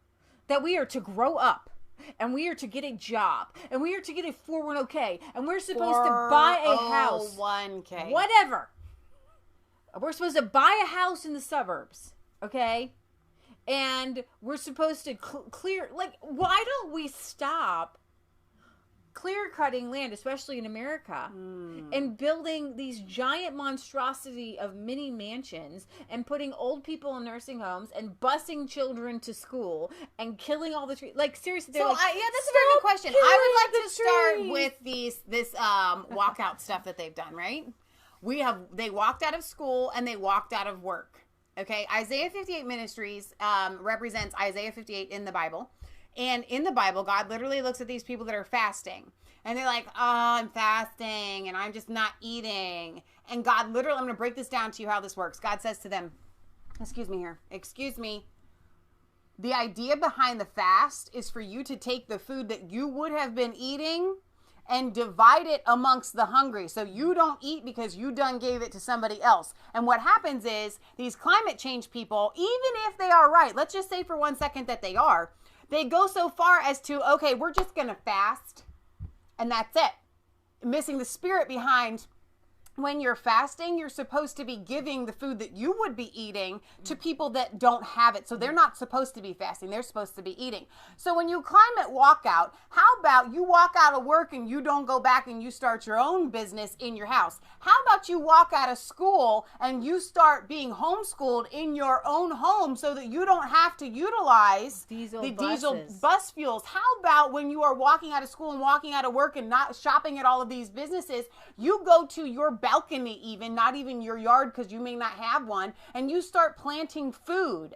How about that? How about you go to these politicians and you ask them to deregulate having a cow or a pig or chickens in your backyard? Why don't we see these kids that are just all flaunting and dancing and throwing their bodies around, going to their local zoning commissions and saying, why can't I keep chickens in my backyard, and protesting and video recording that and putting that on YouTube? That's what they need to be doing instead of just, I'm just fasting and composing myself like a bulrush and putting ashes on my head and everything, so on and so forth, because I'm fasting, instead of doing what the spirit behind it is, which is to help others. Are you ready for the icing on the cake? Yes. Extinction Rebellion climate change zealots, including a baronet's Cambridge-educated granddaughter, are paid $400 a week to bring mayhem to and shut down Britain. I'm not even kidding. Extinction Rebellion is paying activists up to $400 a week to lead the protests that have brought the chaos to the streets of Britain. So they're paid protesters. By protesters. the Daily Mail on Sunday revealed. Right. Protesters have received payments totaling more than $70,000 in 4 months. But the eco-protest group privately fears it could face a 6-figure tax bill if the money, which is given as expenses, is deemed to be a payment for work done. Oh. Yeah. This guy was taken out. That was insane. Wicked Psych says they want people to live in cities. They won't be happy until they have paved over the whole world. Last night, one Tory MP called on the HMRC to launch an immediate investigation into the movement's tax affairs. Most of the thousands of activists who brought chaos to London last week were unpaid volunteers, but a select number who are claiming funds which enable them to dedicate their efforts as full-time. So I wanted you guys to know. So when I grow up, I'm going to become an activist for a living because they will pay me to activate myself. I'm going to play for whatever cause they want me to. Why? This hits close to home for us because it's like watching a really bad circus when you're the best circus in town or something. It's like you know exactly what you're doing. And these people, like you're a home builder and you build beautiful, magnificent homes. And these people are over here building shoddy shanties, selling them for millions of dollars. And the people over here want the shoddy shanties. What we Say have that 10 times fast. Shoddy shanties. What we do in our lives, we recognize that when I saw, like Food Inc. and I saw what they were doing to animals in the slaughterhouses. But I also realized that we as humans need to eat meat. And then you go back and you realize one of my favorite books in the world is not that one, but that'll do. Very close to it. This is one of them. Country Wisdom Know-How, Practical Guide to Simple Living. Kind of shows you how to live simply. I'm just looking for it. But the country life and how to live it. I might have let somebody borrow it, and then people do not return things to me ever. Oh, wait, I have it. See, now you just accused somebody, one of your friends. Well, of stealing something. You do know what happens, Michelle. I have books and they never come back, but that's okay. I just buy a new one. Actually, this is a new one. I probably gave the old one away. The Self-Sufficient Life and How to Live It. This is an excellent, excellent book by John Seymour. My favorite part is he talks about having a family cow and how they've got in here. He talks about the seasons. Will you hold on the book? I love this book, but he talks about the 5-acre farm. But he also talks about, and there's the pictures here and how you can do a 5-acre farm here. And so we have modeled our life kind of on this. And the 1-acre farm. Okay, the 1-acre farm, you can do a tethered cow, which, because the way we do ours, we can't. With our 1-acre farm, you could grow some hay. You got cabbage, kale, broccoli, cauliflower. You have but we actually live on part of our... this is for, if you have an acre to utilize. Yeah, but the house is on the acre. Is it? Yeah. Okay. Mm-hmm. But ours is just a little bit different. It's not flat. But we have beehives. Yeah. And little chickens wandering around, movable pig pen. Keeping pigs and chickens is what I found in his book to be something that you could definitely do. And you can do a tethered cow, and you can actually bring in hay for a cow. But when you're feeding a family, making butter, milk, cheese, and what cows eat, they eat grass, they eat hay. It's amazing. You can get butter and milk and cheese, ice cream, great things from hay, but you can't eat the hay. You can't have yummy butter and ice cream from hay. A friend of ours is sending us pictures of a book that I want to get, but it's called We Had Everything But Money, and I talked about this in my video the other day. Well, as I've been reading it, and I just caught up today on a lot of the ones that were sent, I'm noticing that a lot of these people that said, listen, we ate better then than we did now because we had butter, we had cheese, we had eggs, we grew all these vegetables, we raised our own meat, we had chickens. I mean, we ate really, really well. We had jams and jellies, and we picked berries. During the Depression, I'm sorry. I guess I missed that part. But my point is, you can live pretty well food-wise on all of these things, and they did in the Great Depression. They lived well, and it was way they may not have had shoes. It was way more accepted.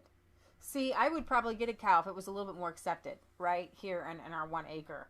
I need a little bit more land to. I really want to get one of those mini cows, but they're like really expensive. I don't want a mini cow here. I really want them to be able to graze. I don't think it's right. Yeah, you're right. Okay, but here's the thing. We're over here saying there are answers for people to live right. We get food from our Amish.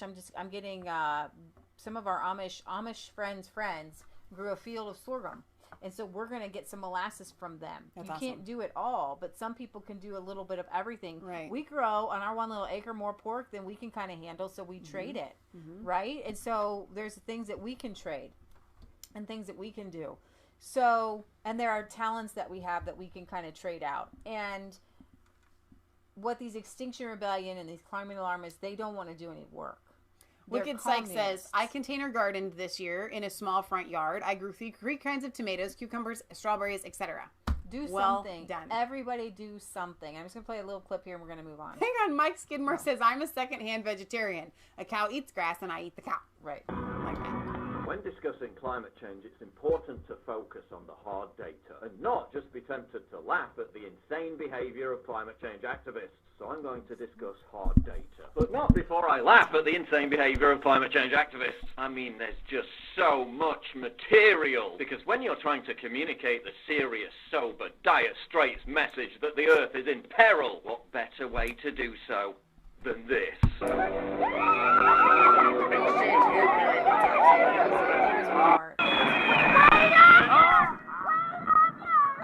Fountain of rational credibility. But get this, they arrested him when he was about to save the Amazon. He saved the Amazon! Amazon's fucked now. Press F to pay respects. Then there's this guy. I'm just a father of 2 children that's very frightened of their future. Imagine turning on the TV and seeing your dad crying because of the weather. Psychologists are warning about a new trend of eco-anxiety amongst children. They're literally terrifying kids into believing that their parents and all their friends are going to be dead in 12 years. 100 years ago, weather-related disasters killed 500,000 people a year. So, I want you guys to watch that. We're going to move on. We said as much as we wanted to say. But the bottom line is, it's wrong to A, give false data to children, and B, to scare them for your political agenda. It's all about a power grab. These people don't care about the planet because they know that the planet's not going to die. They know that people are not going to die unless they kill them via population control. They know all of these things. But they understand, and they have always understand psychological warfare. And if you can get people in fear, which is exactly what happened actually during the Depression. Right. One thing that was really disappointing to me when I'm reading this book, We Had Everything for Money, is a lot of them said, but then FDR came and programs came. Right, and then we were okay. And then we were okay. Right. And so it's kind of like you don't realize that entire thing was manufactured so that you would become a dependent and always vote those people into power. Right. That's what has happened. And they are realizing that they have lost the political landscape. Mm-hmm. They don't have any ground or footing to stand on. So they have gone to the age-old trick of mass hysteria to get votes. And they're looking at these kids and they're going, we need their votes in 4, 6, 8, 10 years. And so we're going to scare the heck out of them so that we have them forever. So there are real scary things in this world. I don't know if you can see me because this dog is right where my chair needs to be. But there are things that you really have to be scared about. And they tell us, don't worry about it, that we're overreacting. Right. Do you understand? Yes. Yom Kippur Synagogue.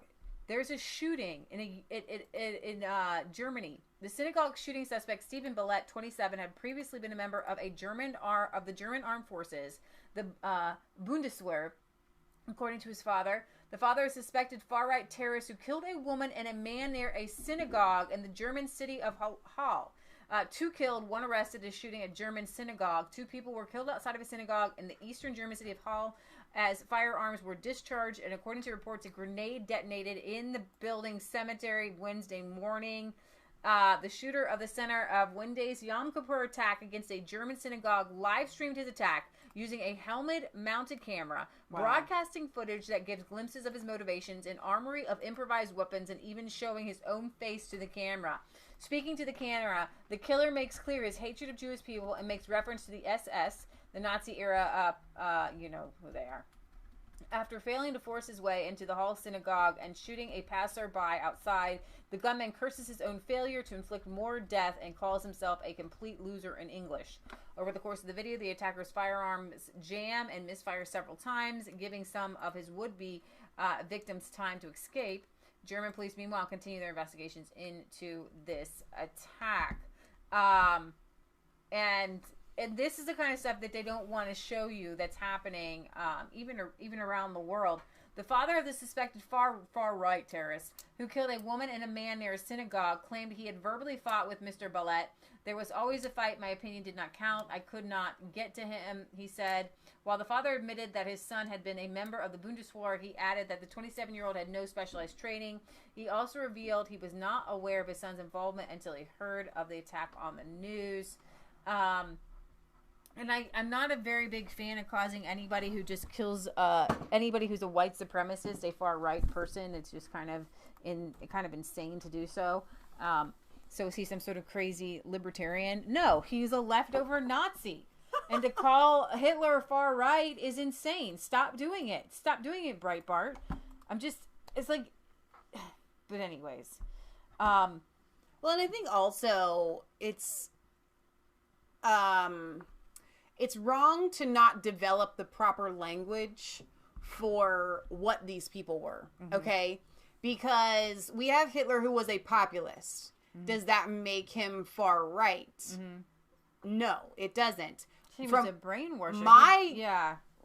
My understanding of being a Republican or a conservative from the time that I was a child meant we have Christian morals, but beyond that is literally you can be a non-Christian and be a conservative and be a capitalist and not want the government to take all of your money, not want the government to have a whole bunch of regulations and control in your life and so on and so forth. It's to me, being a right-wing person is no government intrusion. Far right would mean almost anarchy. Okay? To me, that's far right.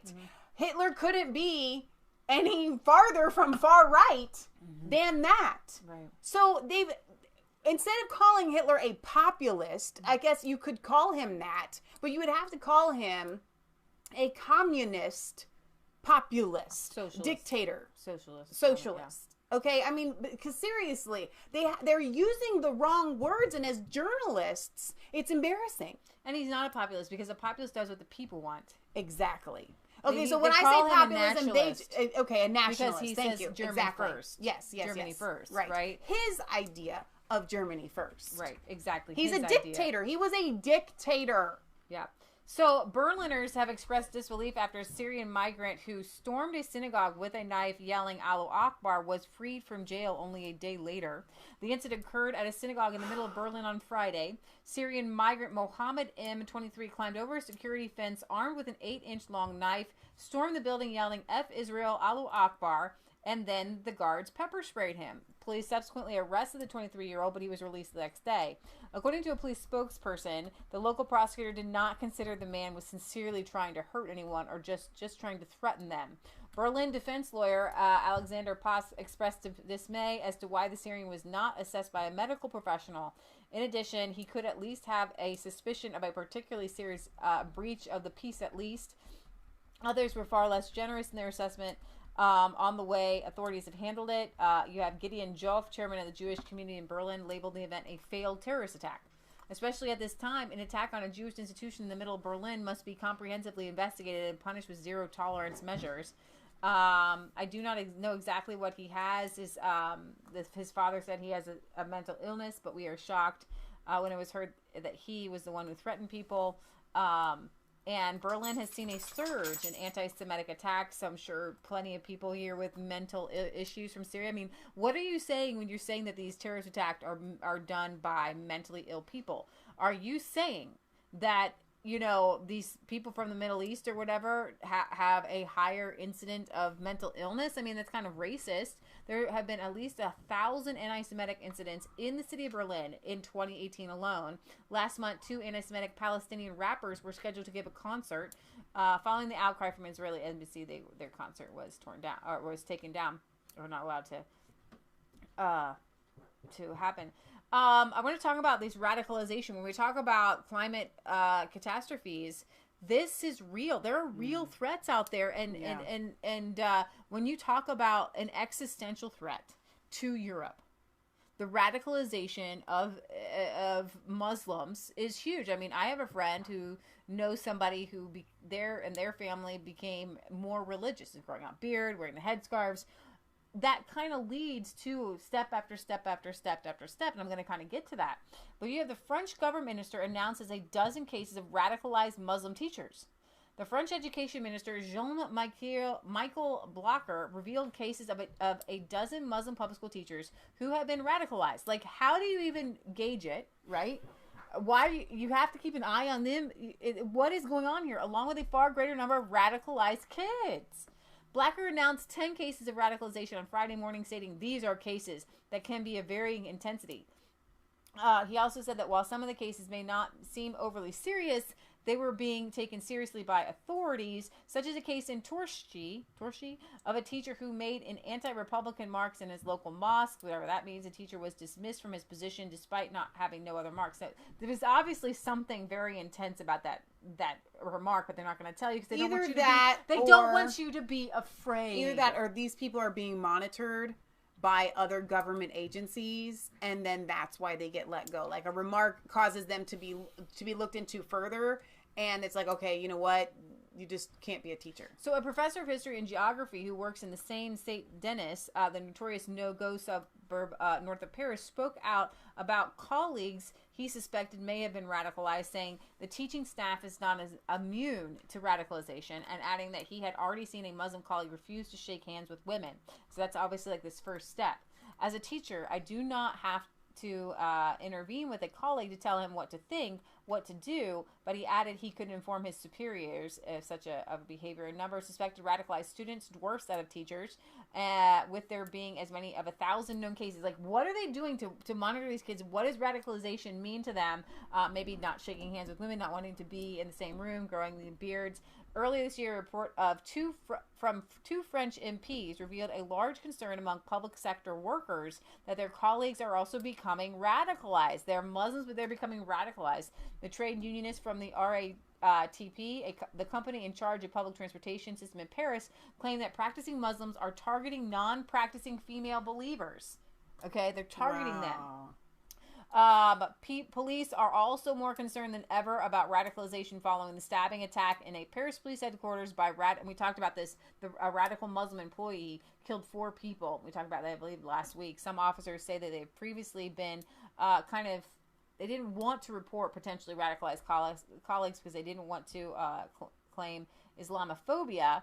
But they do have the Paris police have disarmed some other police officers after suspicions of being Islamic radicalized. It's very interesting how they don't want to alarm you, but they're saying we're keeping an eye on this. These people are kind of radicalized. They're not telling you what signs to look for because they don't want you to be Islamophobic, but they realize that there have been so many attacks that this is a really big deal that they haven't. It says 2 Muslim Paris police officers have had their weapons taken away from them, and 1 suspended from duty after allegations the pair may have been radicalized. 1 just had his weapons taken away. The first officer, a 39-year-old, was ordered to surrender his firearm on Thursday as a precautionary principle. What is this?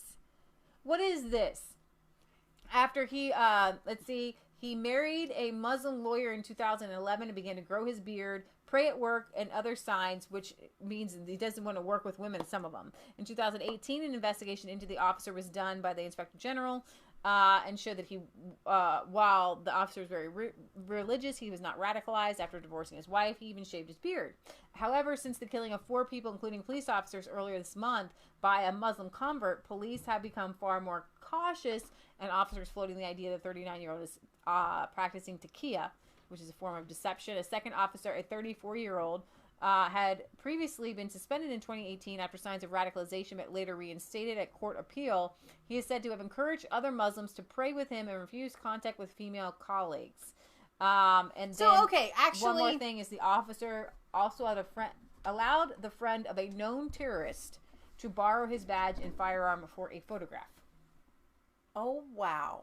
Oh, my gosh. Mm-hmm. All right, so there are people that are Jewish that also practice this not touching the other gender kind of thing.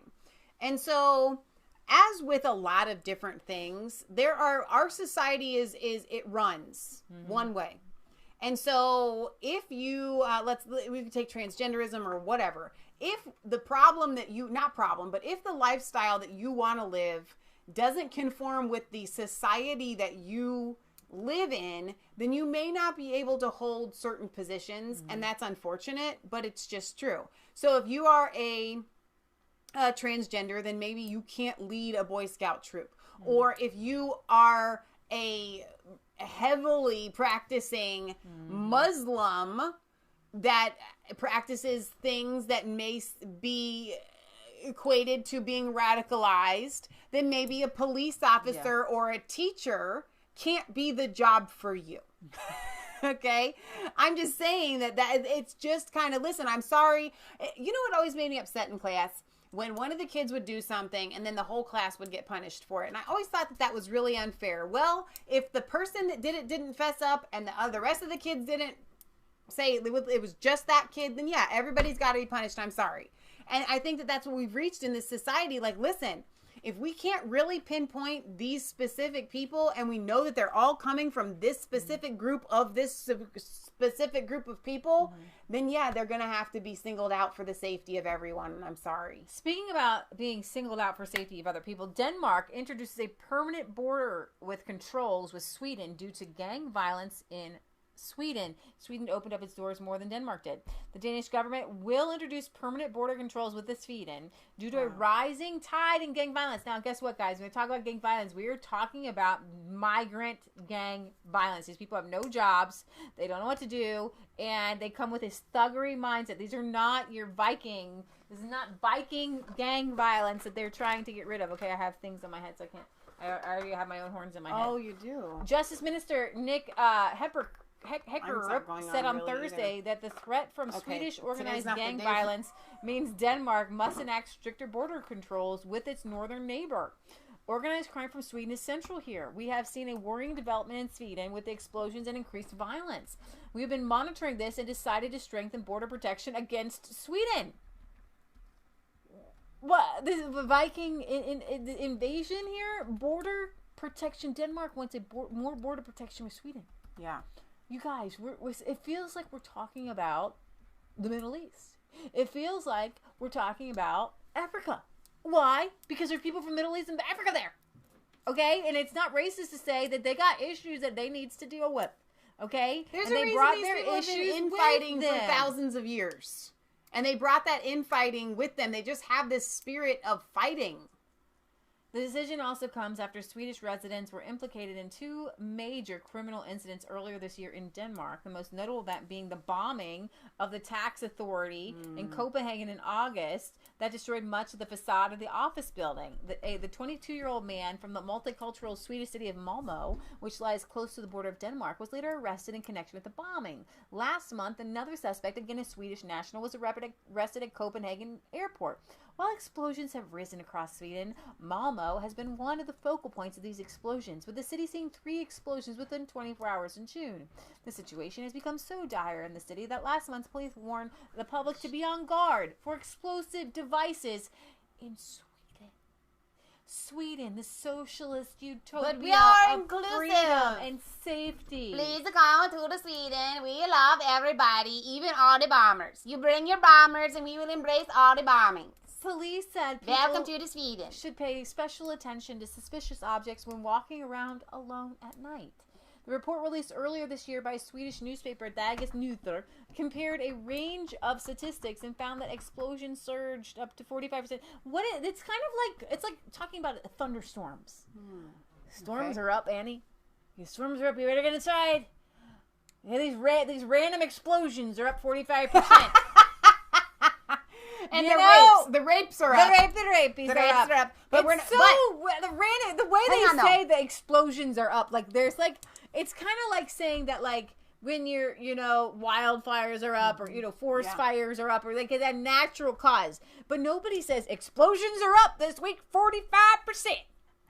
Or rapes. And what's very disturbing about the rapes being up in Sweden is that they don't allow you to defend yourself. No, okay. they The don't. only recourse that you have in Sweden is a chastity belt, and these are legit. You can buy them. They are on a massive, massive uprising to keep women from getting raped. But you're not allowed to carry a can of mace. You're not allowed to carry a knife. You're not allowed to carry anything for self-defense as a woman in Sweden. And yet, they're supposed to be the most feminist, advanced country out there. So you've got these women ruling the government, telling other women they just have to be raped and deal with it. Sex crimes have tripled since 2014.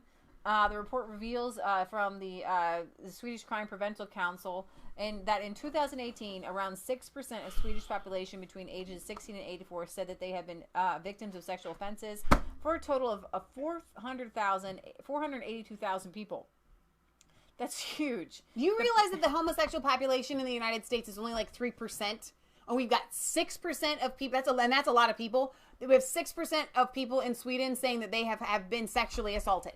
The percentage is a slight decrease from the previous year, which saw 6.4% of Swedes claiming to have been victims of sex crimes. However, it marks a tripling of the 2014 figure, which was just 2%. Wow. So between 2006 and 2012, the number of reported sex attacks was at a low of 1.4.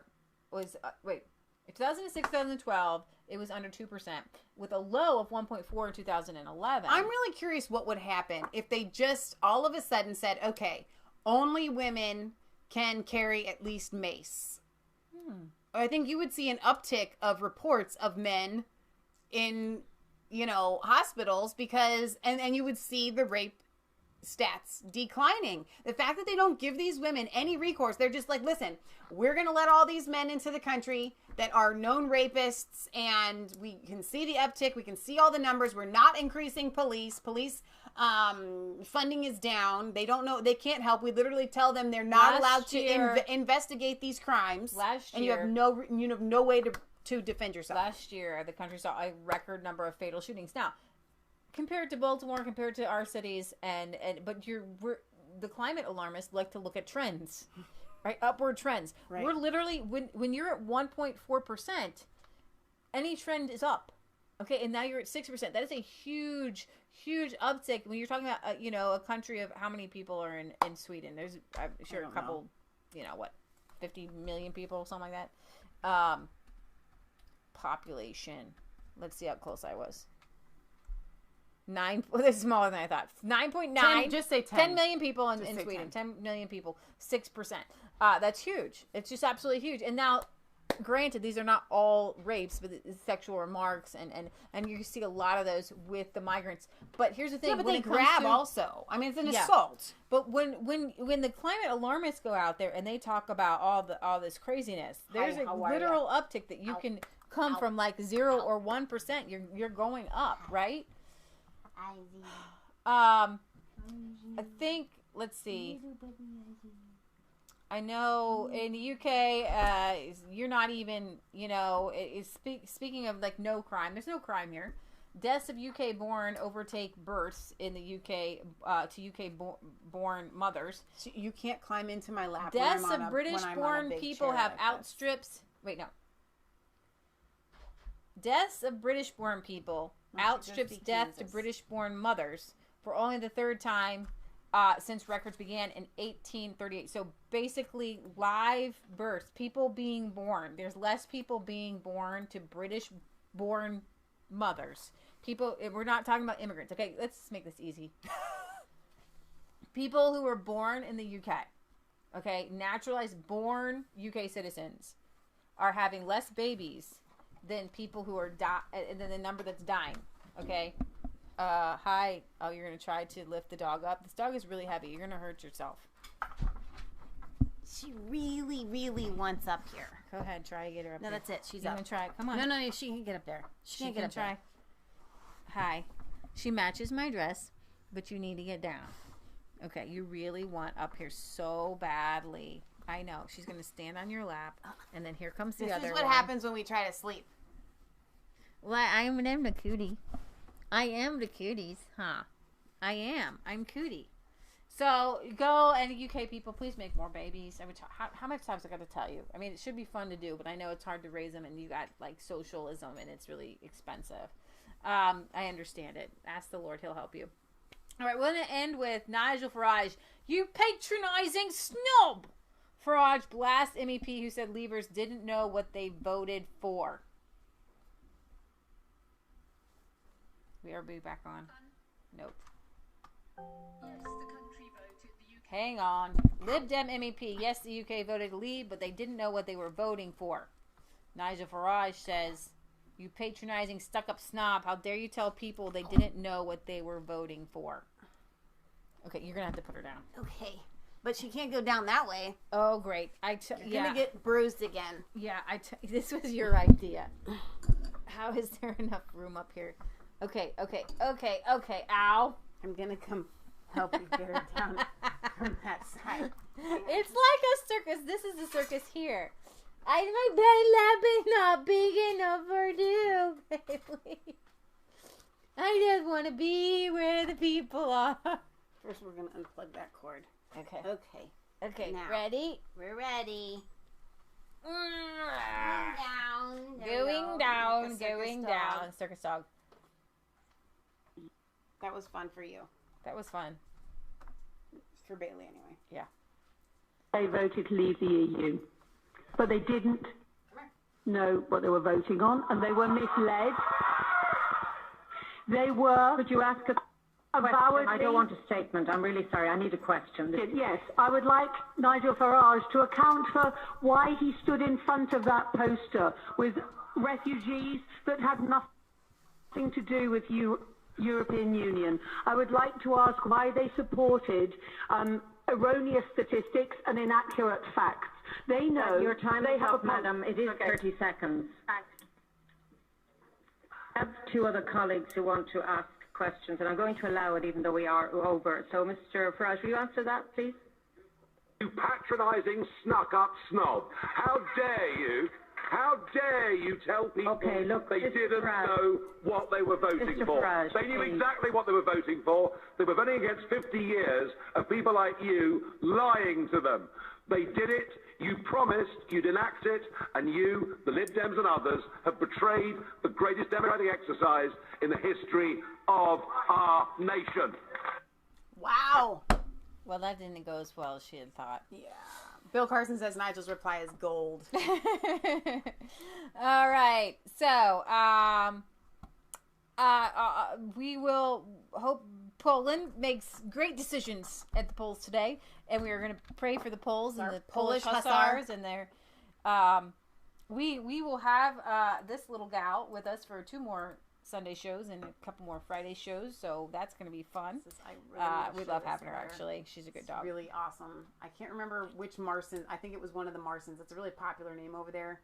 Yes, it is. Sent us. I don't know what. It's really awesome. Polish is trending. Polish elections. Poland elections. Let's see if we have any updates before we go. It'll probably be in Polish. Just in, the Polish nationalists have gathered a bigger majority in the country, expanding their power in the country in this new election. #Poland. They were worried that they would lose some of their seats. That's 6 minutes ago. I don't know how true that is. It's on Twitter. Take it or leave it. That's pretty crazy if that's true. I don't know if there's like another English version of some Polish election updates. If you guys know of one, let me know.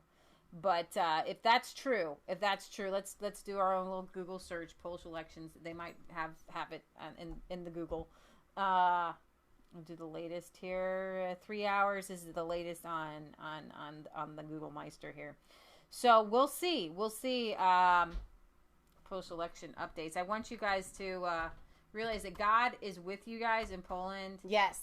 And that's why I went to Beata Szydło back because I finally learned how to pronounce her name. No, it's Beata Szydło. Beata Szydło. Szydło. It's Szydło. There's an A at the end. It's Szydło. It's Szydło. I learned how to say it. Beata Szydło. Okay? And I'm just excited. Yeah, she was really for great. You guys, and I'm sad. There's some here we go. Katie Hopkins, excited for the great people of Poland after 4 years of populism defending strong Christian tradition. What will Poland choose? 4 more years, zero mosque building, more Poles returning home than leaving, no legal immigration. That was or 22 hours ago. Quota, yeah. We haven't visited Katie in a little while. She tweets out awesome. She hasn't been banned, which is very interesting. I think that this week we're probably going to need to do a show on, whoa, Katie, you never know what to expect with Katie. Here you have Modi, the Prime Minister of India, giving some good examples of cleaning. Sassy, Extinction Rebellion, why don't you take some clues from the Prime Minister of India and go just pick up some trash. It's good for you and it's good for the earth. Thank you. It's good. All right. So thanks to all of our moderators. We got Kelly and Maia putting in here our Instagram links, our Facebook links, our Blogspot links, resistancechicks.com. Yes. Tomorrow is 2 celebrations are happening tomorrow. Tomorrow is Sukkot, the Feast of Tabernacles. Yes. Okay. Starts tonight, I think, at sundown. Okay. I'm going to put up a little Sukkot outside on our deck where we can. What is a Sukkot? It's a tent. It's our little tent. Right. We have friends that literally go camping for the entire time, the entire Feast of Tabernacles. We have friends that, the reason why these 2 dogs are here is because we have friends that actually travel to a completely different place. And so we may or may not do a video on that. I would hope to. Maybe once I get my Sukkot done, I'll do a little video on that. Maybe not tomorrow, but sometime this week. But tomorrow, I know this is world news, but this is kind of world news. In the year of 1492, when Columbus sailed the ocean blue, had he landed on a different shore, you might never have come to knock on my door. He thought he was in India. Right, I thought it was different. But is it India's? Okay, so tomorrow is Columbus Day. And I want you to go to wallbuilders.com and watch their latest video. But here's something. I was listening to their latest video segments. They're in little segments you have to kind of watch. And it's like Christopher Columbus 101, 102, 103, 104. We should do it. One of the things that they pointed out that I thought was fascinating is the first time that Christopher Columbus came. He landed here several times, actually. But the first time that he came, he met the natives and he wrote back and he was like, these people are amazing. They're wonderful. They're kind. They're giving. They're caring. Okay. That does not denote just somebody that wants to take over and enslave people and a racist. Okay. Now, the people that he talked to there, the Native Americans that were there, they were telling them, listen, there are bad people here, okay? The Canibs or something like that. That's where we get the word cannibal. They literally came and they would be on the warpath for like 10 years. And they would like get to a village or an island or wherever they were at, and they would literally kill and eat the population until it was gone. Okay? Not good people. Not good people. So, because the reason they were talking about this is because some people are wanting to say, we should celebrate Indigenous People Day tomorrow, and that's fine. That all sounds, and there are plenty of Indigenous people that are that are worth celebrating. But that doesn't mean that every Indigenous person or even tribe of people are worth celebrating. They did some really bad things. So the next time so Christopher Columbus left people there, and one of the next time he comes back, the people that he left, they're gone. The village is burned, and he goes and talks to the leader there. and says, wait a minute, what happened? And he's like, you remember the people that we told you about that would come? They came, and this is what they did. Wow. And so not everybody that came with Christopher Columbus, you have to understand, he was financed. They weren't his pick. They were the government, the Spanish government's pick. And so they did some bad things. Yeah. That doesn't mean Christopher Columbus, his whole sole purpose, one of his main purposes was to spread the gospel. Yeah. Okay. Now, there are facts that Christopher Columbus enslaved Native Americans. Well, the way that they explain it on Wall Builders is that you have to understand, this was during a time of conquest. When you fought a people, then you would take the people and then they would work for you. So the people that Christopher Columbus was enslaving were the bad people like the Canibs that were cannibals who literally went around and they showed up. Christopher Columbus and his guys show up at one of these camps and there's just all women. The men are gone on the warpath. They're all women. They're like, what is going on? Like, why is this just a bunch of women? And they said, we have been kidnapped and taken as part of conquest by these people, and we are used as breeding farms, not to create children for the Canibs, but to create meat. So they literally had human breeding farms, these Canibs, okay? So Christopher Columbus kind of goes at war with these cannibal people and maybe enslaves some of them, and then all of a sudden, during revisionist history, well, Christopher Columbus enslaved Native Americans, leaving out the fact that they were cannibals that kidnapped women and had them have babies because they thought that baby meat tasted better than meat that they could hunt for. So Christopher Columbus is now a slave owner. And do you see how that revisionist history happened and he's a bad guy? And Christopher Columbus goes back to Spain and they want to put him on trial for all these things that he's done. When the facts come out, the Spanish government was like, wow, those were all lies. You're pardoned. Boom. That's what happened. But the fact that the Spanish government was even going to put him on trial is a, fairness doctrine there.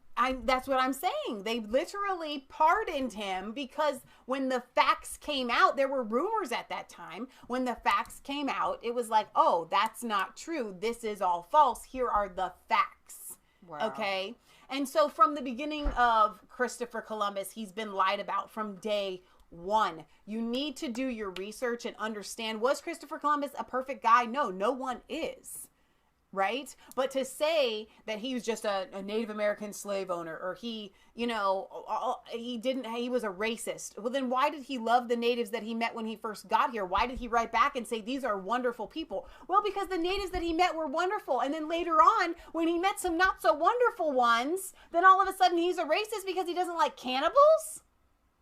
Sorry. So tomorrow we're going to be celebrating Christopher Columbus Day because we have every right to celebrate Christopher Columbus Day because he was a fantastic God-fearing man who was not a racist and was not a slave owner in the sense that people understand it. We might have to bring you a show.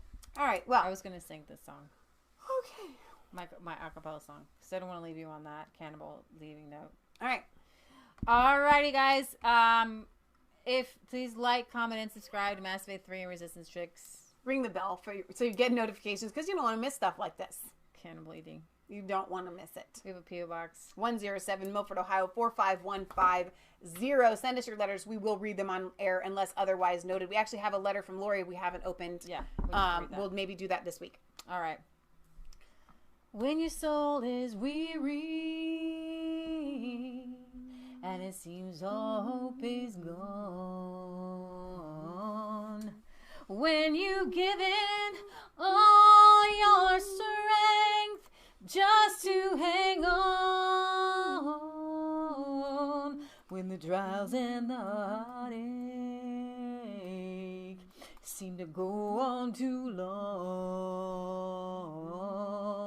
when you're hanging on by a thread and you're so far from home, put your trust in Jesus, for he cares for you. Just look at the lily of the valley and the sparrow too. Just call on him, he will help see this through. will grab you by the hand, and he'll carry you too. For Jesus is a rock, a strong habitation. All the righteous run to him, and they find salvation. So cry, Lord, have mercy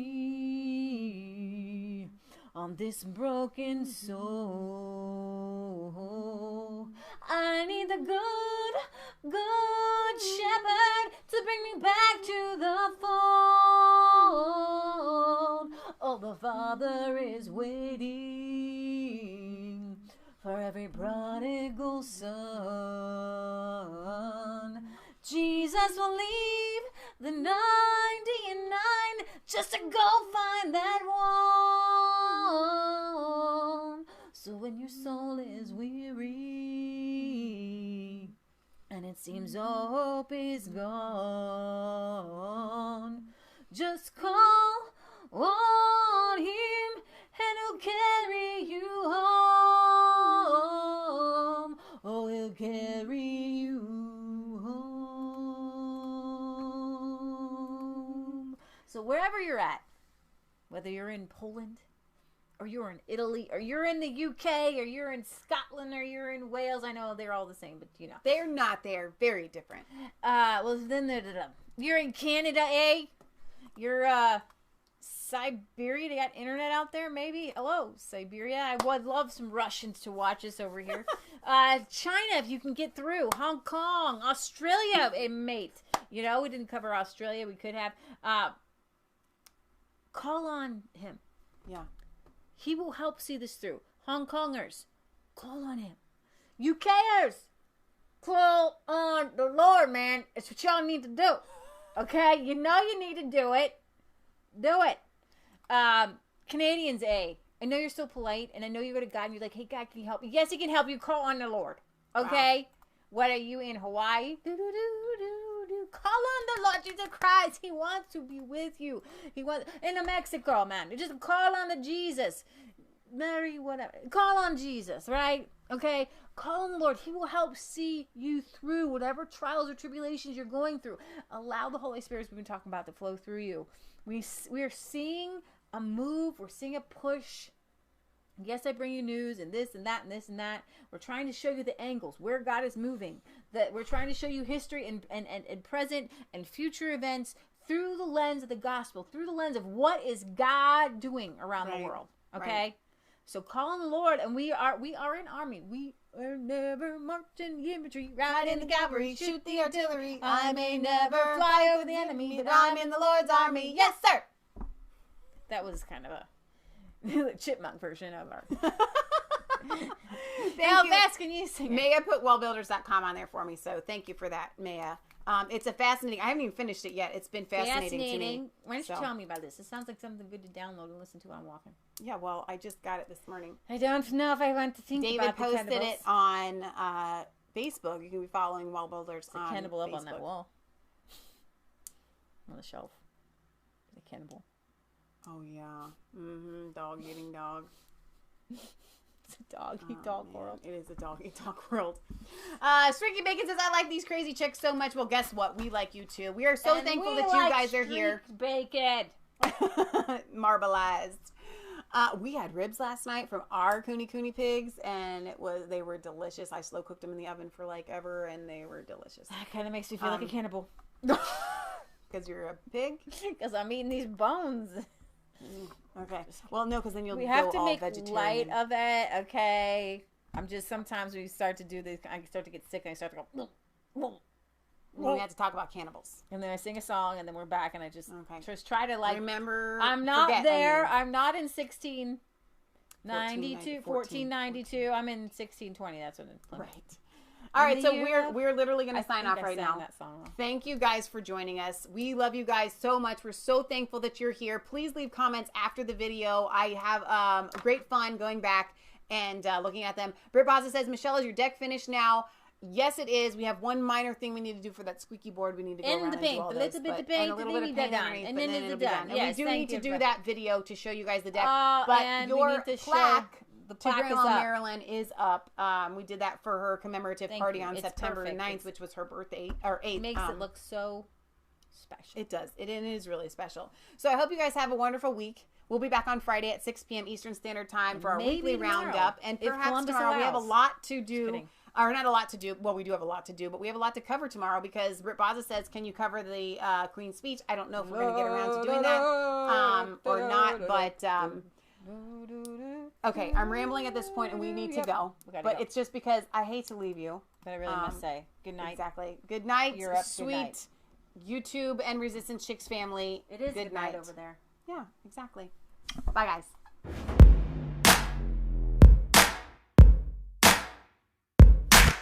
I was cold.